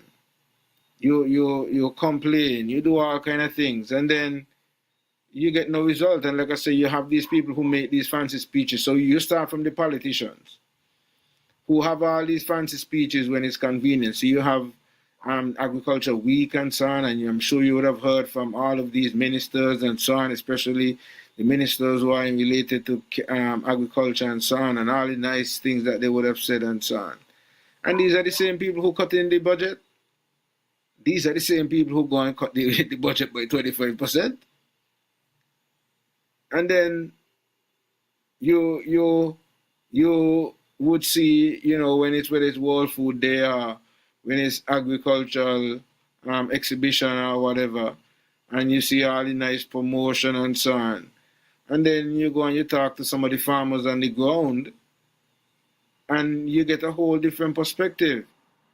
And so what you may find, and what you find in a lot of cases, that people reach to the point where, they, as much as they want to hold back, and in some cases, they hold back maybe because of the party they support and or the government and or a lot of different reasons why some people might not get up and speak out and so on. But then some people get to the point where they can't take it anymore, and some of the issues are not necessarily along partisan lines or partisan political lines. And so you find all over the world, most people, whenever they protest and so on, they wait for, events when you have a lot of people because you want to have as much attention and attraction and so on with your protests.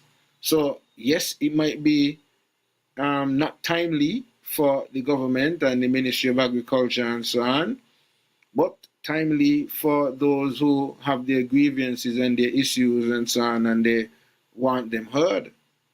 And so that is my position, So I would not necessarily, be taking sides. I'm just saying that the reality is, and they're going and I myself, I'm going to be going through some experiences myself as the journey continues.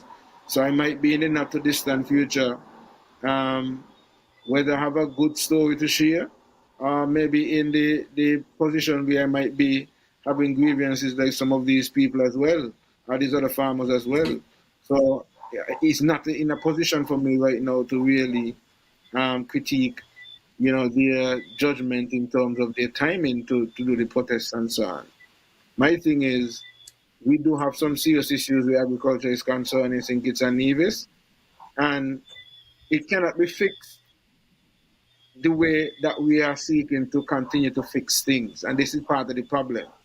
By just the ministers and those who may be in the official positions going and make decisions on behalf of people without consulting the people who are going to be affected or is implicated in the decisions that are made. And this is what is showing up with the SSZ, and this is what sometimes shows up in the Ministry of Agriculture and in terms of dealing with agriculture.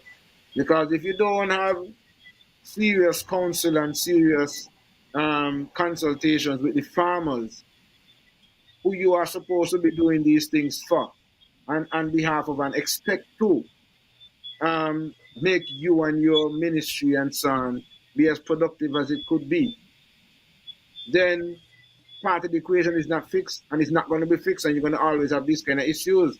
So you have to have consultation. You have to find a way to reach the farmers and have that, communication and collaboration and all of those things worked out. But if they're gonna feel like they're just left in a corner and people just decide for them, and then, then you're gonna have issues. And in some cases, I guess this is what is happening, and this is what is being brought to the table. So, Bankie, Get some comments, Yahsonn, and then we continue. okay. Let me see if I can go back to the phones here. I was distracted from the phones a little bit. Let's see. Live chat. Where are you? Okay, live chat. So we have Carl probably saying, okay, but the road should have been okay. No, okay, so that's said already. This is too much expanse of land for one company. Too much shows. Lack of planning. Okay, that was said already. No land in agriculture, but land for future importation of foreigners as we watch food import bill go up year after year. Bobby Jones saying the federal agricultural minister yesterday in his speech is portraying that things are going well, but they don't have food archer to take the guests. Ashamed. Bobby Jones says they can't show any of the guests the investments they have made in food security. They can't show any equipment that they have brought in. Not even an increased budget for agriculture. Nothing. Just talk. And that's comments on the, like I said, that's the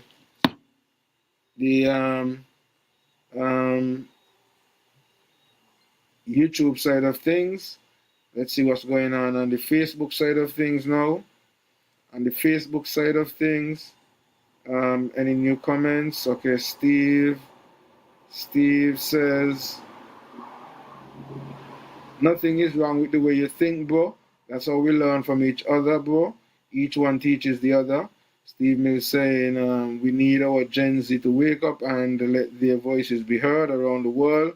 Gen Z are waking up. Around the world, Gen Zs are waking up. Okay.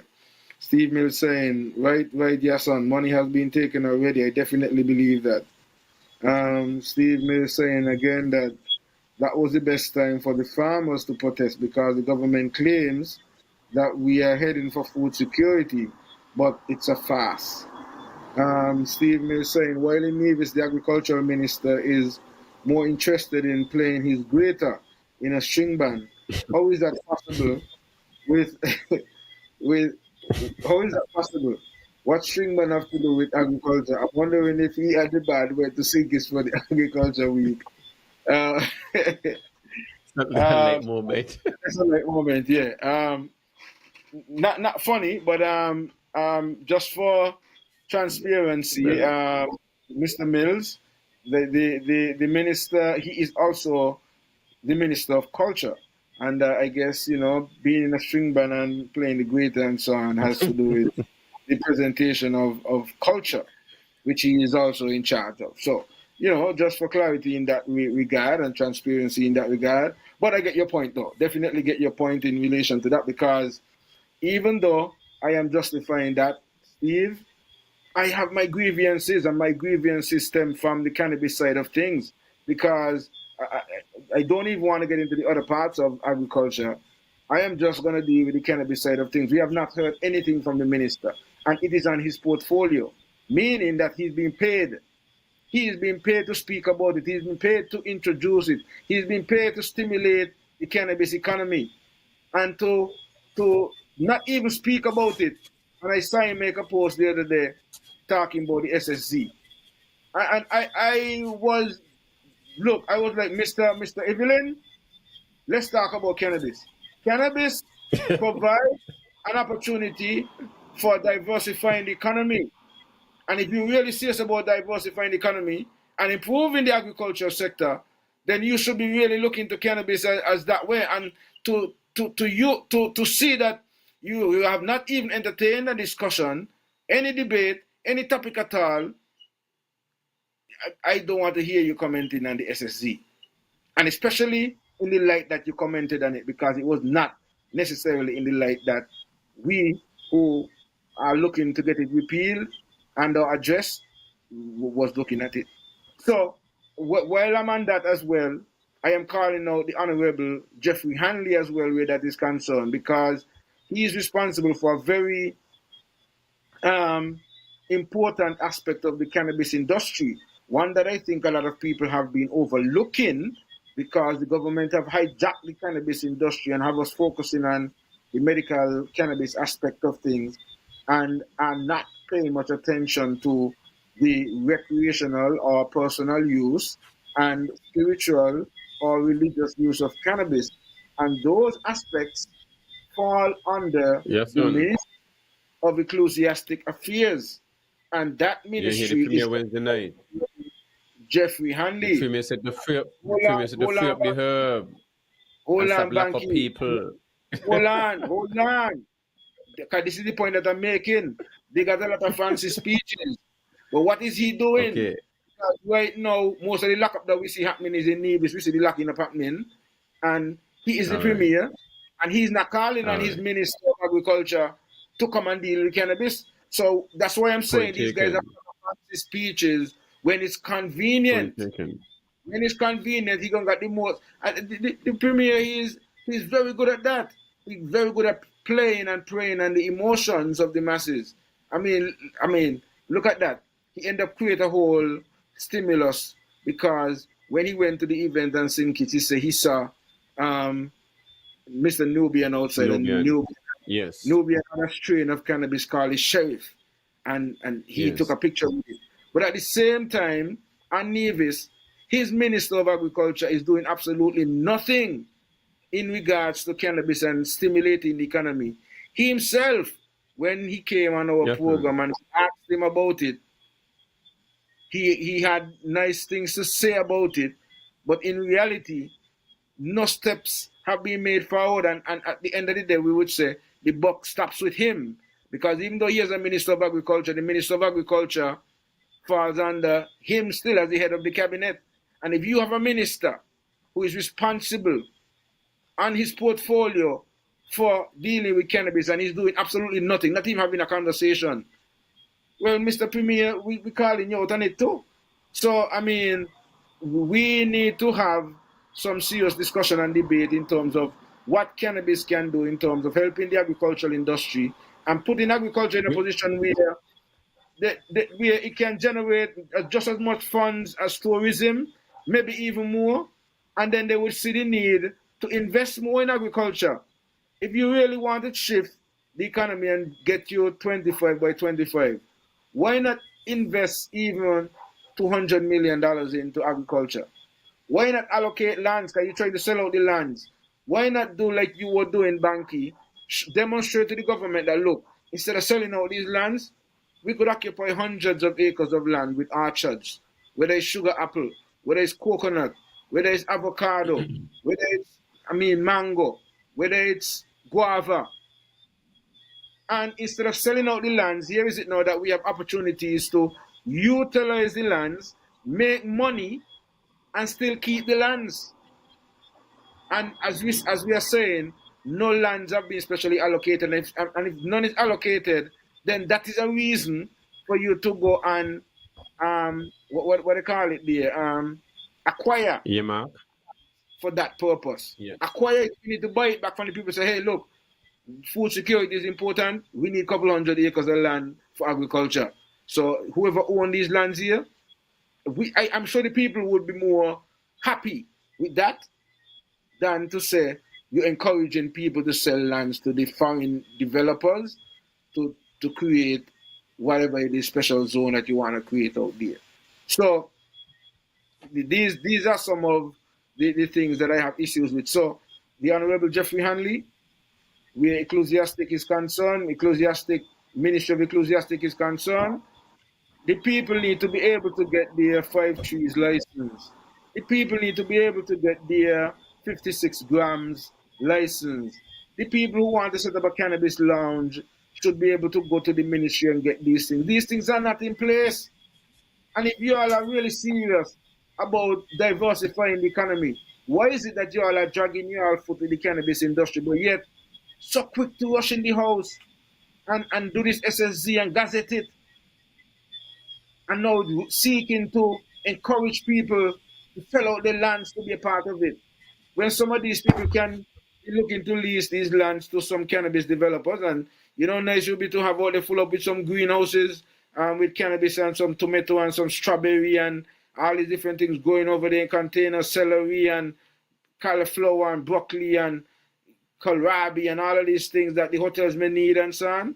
That can be happening over in those areas as well.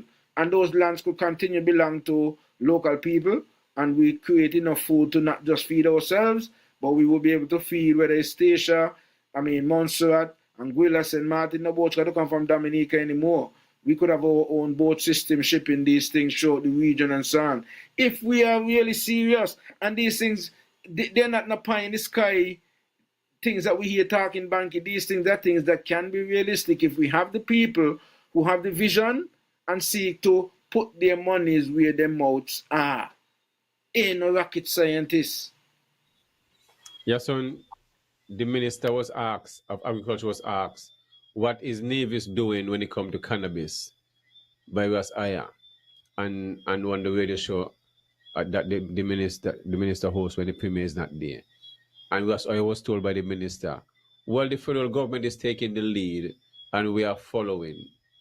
You hear me say this over and over, Because me don't know what that they mean. Follow doing what? The hole in your hand? Can you not even utter a word and say this about cannabis, how it can be grown? Never, ever utter.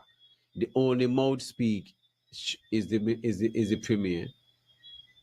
Also, we interviewed Ras Irai and Sankofa.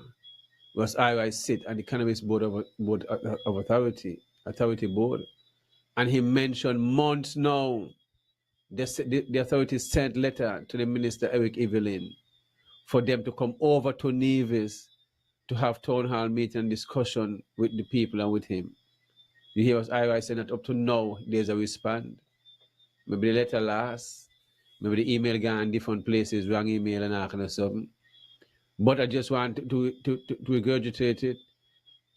Let someone go and tell the Minister of Agriculture that the authority have reaching out to him so them to come over out of respect to have discussion with the people of Nevis about cannabis. Because I don't know how the minister will go now and sit on a board here and Jeffrey Hanley and watch the people in their face all these time passing and then not saying nothing about the cannabis. But the premier can speak so eloquently on all these long bag of things, and he forget he's the premier. He's saying the police supposed to leave the people herb alone. Well, tell the police, tell the prime minister, your best friend, tell the police leave the people herb alone. That's all it is.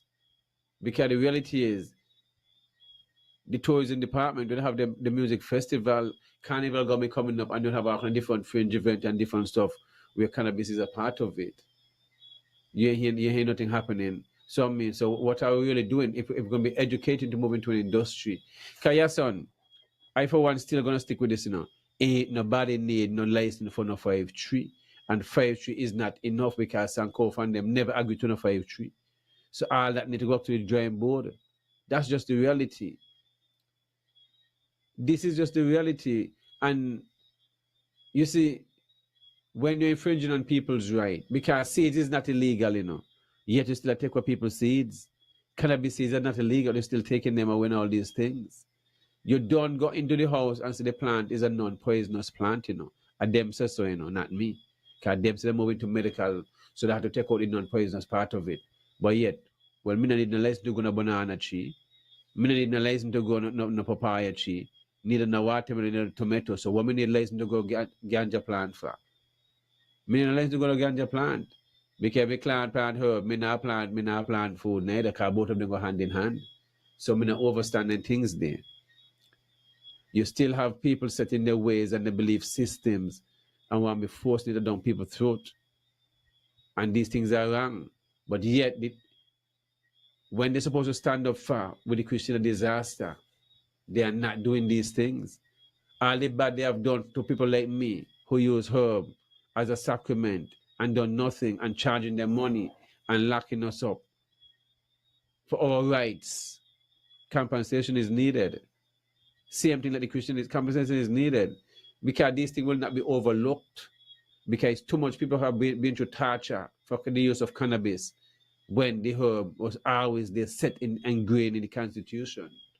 That is the problem. It was always ingrained in the Constitution. So how can something ingrained in the Constitution when our people in society, our preachers, our teachers, those who we tend to look up to of being the Lord and Savior, is the same one victimizing its own people because of the use of a plant? And then say they love this and they love that. Well, that doesn't make sense to me. And I must always give honor to Terry Adams, because he always transition and speak about the cannabis, and he have reached the third rank up in the custom area. The plant was always legal. Terry always stress on that, because it's an agricultural plant. Always. And the man must be remembered for that. And would always speak on that, because he was an advocate, a social activist, and he always speak about the cannabis plant, and everyone who listens to Terry always can agree to this. So if Terry as a custom can fight for these things, for the herb all the time, and he say how he uses for his teas and all the different stuff. We know that the doctor here is prescribing cannabis for people pressure and insomnia and all the different stuff and eating disorder. Yes, they want to say have 56 grams. Where they want to get it from? Where they going to get the 56 grams from? Go ahead, Yahsonn, because you got to, you want to say something. No, I laughing because I'm going back through some of the comments. Bankie, I must say a lot of thanks to the folks who continue to listen to us and continue to contribute via making the comments on the wall and so on. We here on this platform pride ourselves, in making sure that your engagements are a part of the discussions. Sometimes we don't get in all of the comments, and we do apologize, for that sometimes, but we try as much as possible to get in as many as possible, because we know that some people may not necessarily want to call in, but they want to make the contribution through text. So we're going to pause from our discussions a little bit, and we're going to get into some of the comments. So we had Steve Mills following up Bankie saying, Yahsonn, point taken, but he's also the Minister of Agriculture. But I don't hear him talking about agriculture in his composite as Agricultural Minister. Steve Mills saying, Bankie, Yahsonn, imagine if we were doing, or I guess he was saying growing, ganja on farms in the southwest of Nevis. Charles Gaskell says, look at Indian Castle and the poultry farm. Any more evidence required for confirmation of incompetence and unsuitability in his role as Minister of Agriculture? Steve Mills again says, look how much money we would be making. Jamaica is selling ganja to Canada. Imagine how we could be doing the same thing. Ruthven Hill is watching. Steve Mills says, and I also believe St. Vincent is also selling weed to Canada. Imagine. Burby Jones says, Philip Martinez has a documentary the men that sold out the Caribbean. It's a shame to see our leaders are part of that, and it's happening in a small space of St. Kitts and Nevis. And Bobby Jones says, true that, as he replied to a comment from Steve. And Ruthlyn Hill saying, good evening, my two cousins. Let's see, many more comments on the Facebook, sorry, on the YouTube wall. Bobby Jones says, and they can't show anything of the guests, the investment they have made in food security. They can't show any equipment that they have bought. Okay, I think I read that already.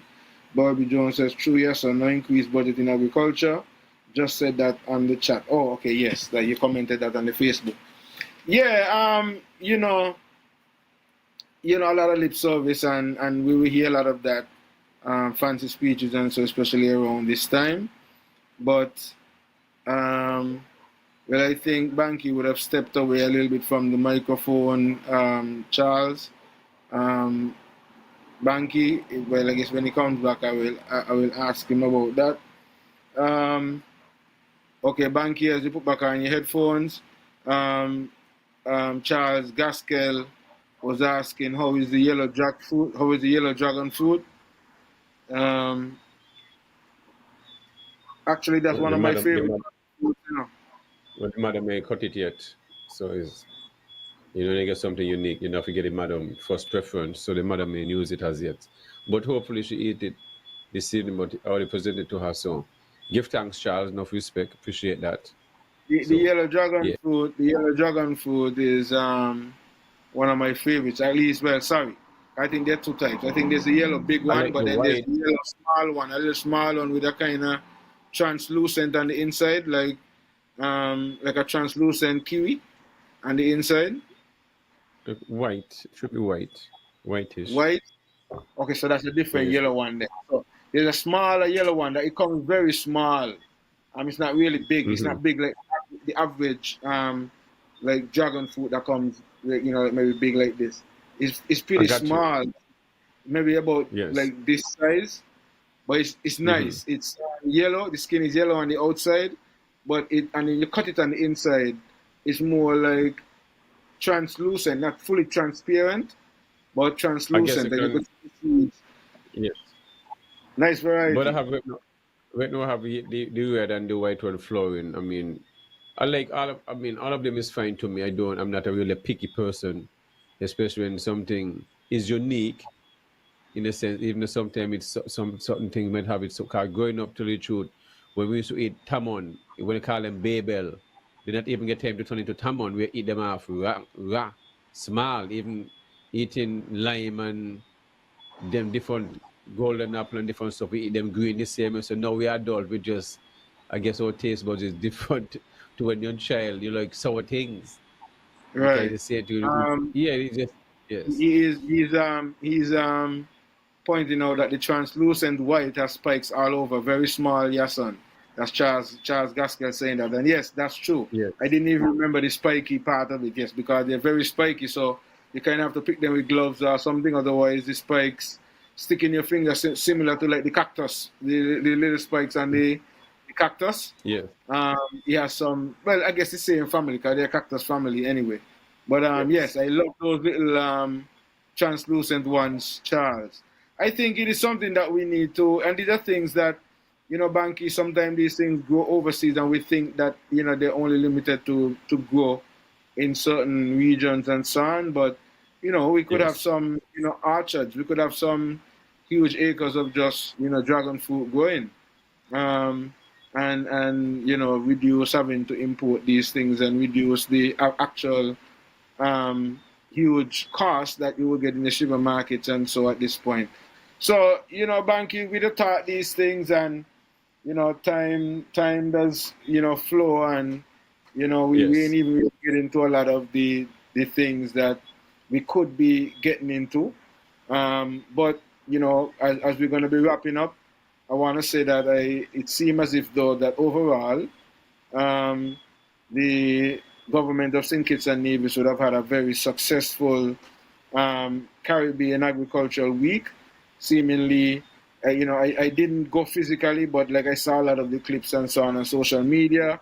Seemingly, a lot of our people went out in numbers and were able to demonstrate and showcase a lot of their products and so on.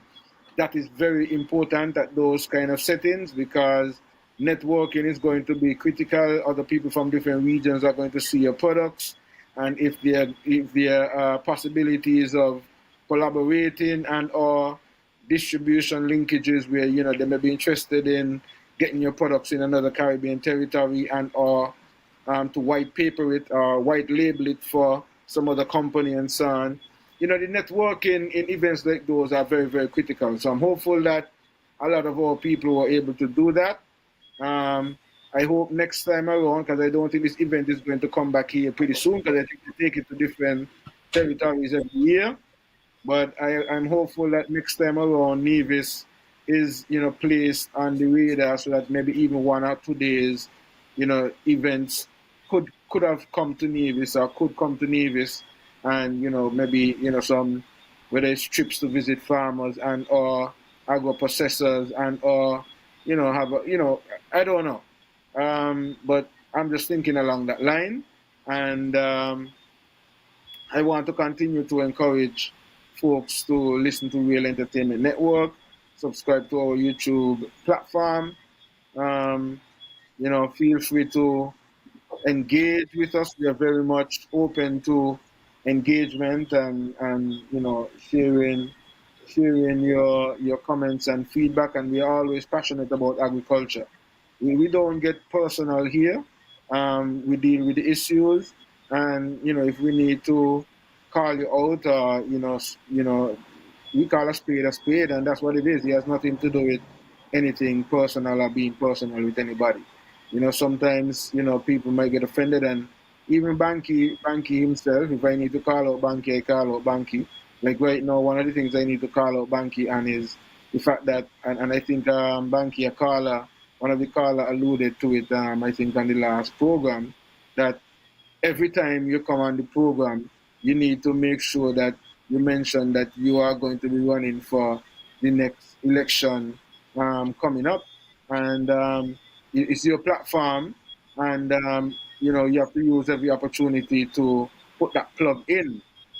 So I'm calling you out on that you need to really start to promote yourself. I know you are very laid back and so on, but as you can see, the campaign is going to be on. It's 2027, 2026 is just around the corner. We're already in October, and so you got to start plugging yourself. So Bankie is going to be presenting himself as an independent candidate for the St. Paul's area in Charlestown. So we are speaking to a potential independent candidate who might be taking the St. Paul's seat in the next elections. So, Bankie, with that said, somebody was saying, okay, gentlemen, one thing I see Nevis going to waste is ackee. People need more education about it. It can be preserved in coconut oil for a long time. My brethren is just today, I made a post about actually finding out if people are interested in getting ackee trees, because yes, it is wasted. It's more popular in Jamaica, but I think people, there's a myth that it's poisonous and so on. But what people need to be aware of, that it has a poisonous gas that is trapped on the inside, and that is why you have to wait until it's open. Only when it opens and split opens, that poisonous gas escapes, and then there's a little red string or pink string on the inside that you need to take out, and that's about it. And ackee has that flavor that is, it adapts. It's like tofu. It adapts the flavor of whatever else you add to it, the onions or the garlic and so on, and it has that taste like scrambled eggs. So for those of you who are vegan and don't eat eggs and so on, and you want to have something that's similar to scrambled egg, you can do some ackee down with some onion and pepper and garlic and so on, and it's very, very similar to scrambled eggs. So, yes, Bankie Bulby Jones saying, Bankie, please put a plug in for yourself. Keep letting people know you're running. Give thanks, Yahsonn. So yeah, Bankie, people want you to, continue to let people know that you are going to be presenting yourself so that you can get the support and people realize that, when you come here to speak and so on, you're not just talking because you want to talk, but you're actually doing some of the things, especially on the agricultural side, and in terms of really representing the people.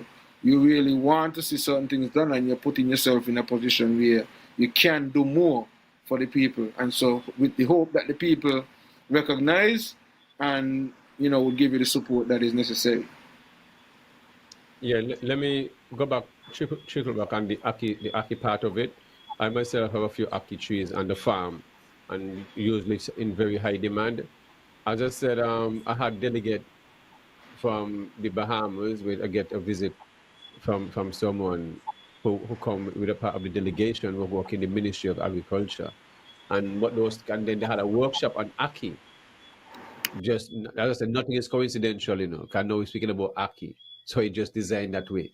So she was saying, there's the myth where they have where in Jamaica, so there's a situation where they pick the Aki young, but the reality is when the Aki is full, when the skin gets smooth, you can pick them when they're full, just like you pick a mango when it's full, and put them out in the sun, and it will open.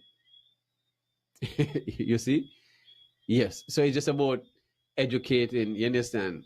So I say, okay, then, so now at least, can I wait till my trees low down? Because I tend to make sure wait till they open, but then when they're full, I can pick them, as she told me, and explain the situation, and put them down and don't open up. Because remember, when they start off, the shell, they're really rough, but as they mature, it gets smoother. And then that is when it's full, and you can pick them, and then that would help. And then you get to save them at certain time. But they open and need you go back, they're already soft and mushy and all the different stuff, ain't no use. So the right way is really to harvest them when they're full, put them out in the sun, and they open up, and then you can clean them and stuff like that. So it's just having the right training, and these are things. So they had this training going on in the Bahamas, and so they themselves need to develop the agricultural sector. But I just want to say thanks to all those who tuning in on this another Friday evening, on the first Friday of October for Everything Agriculture Show. Greatly appreciate you guys tuning in, all your comments and the calls that coming in. We greatly appreciate. We don't remember you all the number one fans, you all who make this show.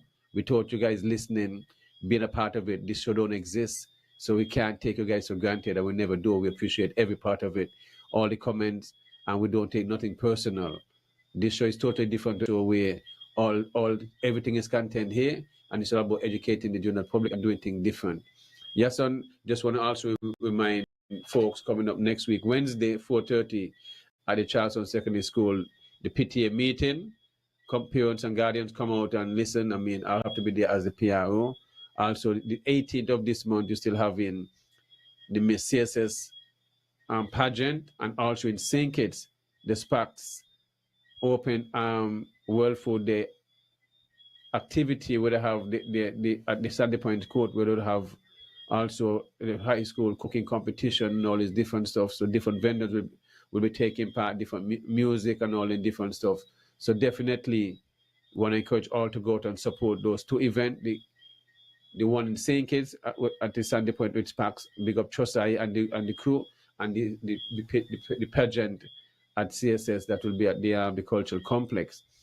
Also, yeah, so next week, Tuesday, will be our guest, Chan Cairo, Chikairo. I mean, he's a young man moving up towards when it comes to taking part only for governor. Just let myself put up myself for representation at the same time to make a difference. The people reach out to you and see something in you that different thing you want to deal with. But he's put up himself, so I want to give him the space where he can express himself and reaching out a large audience, because we definitely have to support things like this, and hopefully things like this can trickle down as a movement throughout different Caribbean, and more young people can stand up and change the status quo where only doctors or lawyers and those professions supposed to be coming, because we realize they have been failing us. The evidence is there. They're definitely been failing us in front of our face, and we got to change that, because any one of us have the potential to run for office and to lead and make a difference in our country. Because we have seen enough in front of our face that all who we tend to look up to, they have really can us and continue to can us. Before I go, Yahsonn, I also want to say I'm big up my cousin at Mansour's Last Stop, Amonis and Aisha, and also my cousin Tasha, who's overseas, but they still work together. I mean, tomorrow you can come and get your cornmeal and fish, your different pies and stew chicken, oxtail, and all the different stuff.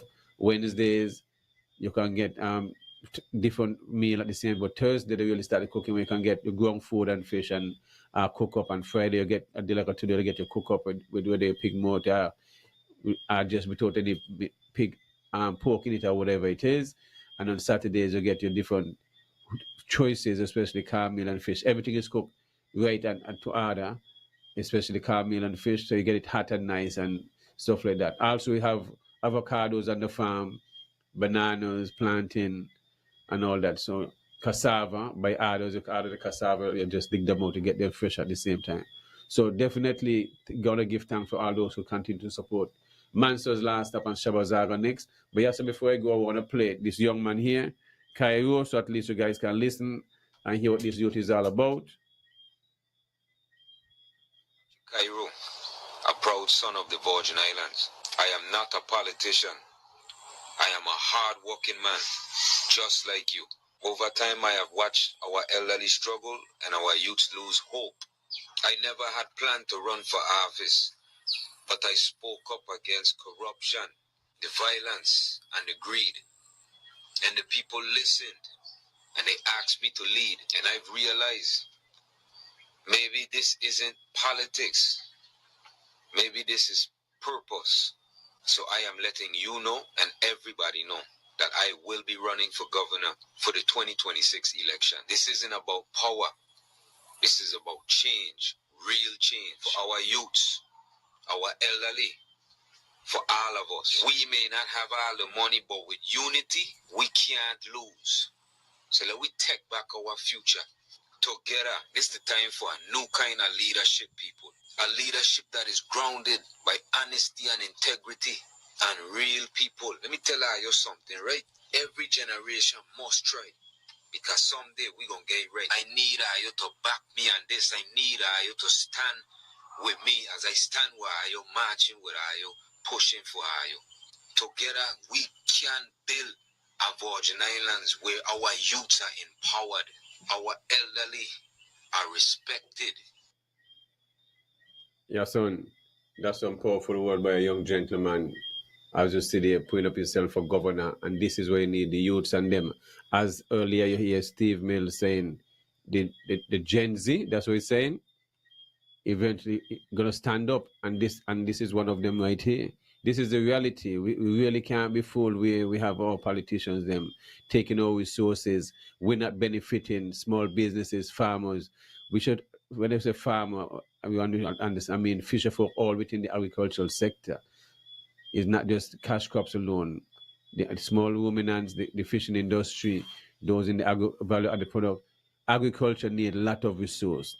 And for me, for anyone, we're drilling all this well, but yet we're not thinking about areas for water for agriculture and all this different stuff. So the little stipend we get when it comes to the first 15,000 gallon, then the water be virgin. For those within agriculture and anyone who deal with agriculture, they should not be paying no water. They should pay a stipend. That is the reality, because this is why the outside world is can't produce food, because all these things is highly subsidized. We are not putting in, and they have access to funding.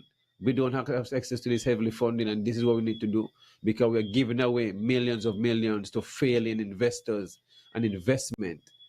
Okay, and we're making an excuse when we have 600 acres of our prime land in the rain zone. Rain zone in the Virgin, prime land, right by the bypass road at Penny's Beach from Nichols, go up to the Malcolm Gishard Park. We all know these areas. Come, let me take a drone shot and bring it some ounce. I want some drone shot at Penny's Beach, Go right up to the Malcolm Gishard Park and cross the road, go all the way up to Mount Travers. I need some drone shot. So when I come here, we can show the people all these land we got sitting down. So organize yourself and bring in the drone shots from the Penny's Beach Hotel, go right across to the Malcolm Gishard Park and cross the street. Zoom it up in the hillside, so we see all these prime land we have here sitting down. So how the government not take back this land for our people? You see what I mean? So Yeah, this way man, we have to yeah, man, Bankie. Yeah, go ahead. Go Well, I just want to say thanks again for tuning in, and definitely look out for next week on the topics where we have this conversation with Chang Chikayo, and then on Friday, and the Everything Agriculture Show, we'll have the farmers who had the protest at the agricultural open day this Friday, Thursday, and Friday to see what is some of the challenges they are facing, and do some reasoning on that. Yes, son. Okay, well, give thanks, and I want to say a very special thanks to our Real Entertainment Network team and the technicians behind the scenes. Really give thanks for the patience and for giving us the extra time to wrap up. So Ira, Alan, Reese, Chev, the whole crew, enough respect, enough love. Everybody, see y'all next week Tuesday and next week Friday for another edition right here on Real Entertainment Network. Greetings, everyone. I am Chikairo, a proud son of the Virgin Islands. I am not a politician. I am a hard-working man, just like you. Over time, I have watched our elderly struggle and our youths lose hope. I never had planned to run for office, but I spoke up against corruption, the violence, and the greed. And the people listened, and they asked me to lead, and I've realized maybe this isn't politics. Maybe this is purpose. So I am letting you know and everybody know that I will be running for governor for the 2026 election. This isn't about power.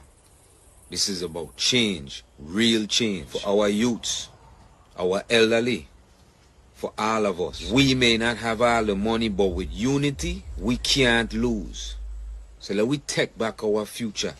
Together, this is the time for a new kind of leadership, people. A leadership that is grounded by honesty and integrity and real people. Let me tell you something, right? Every generation must try, because someday we gonna get it right. I need you to back me on this. I need you to stand with me as I stand with you, marching with you, pushing for you. Together, we can build a Virgin Islands where our youths are empowered, our elderly are respected,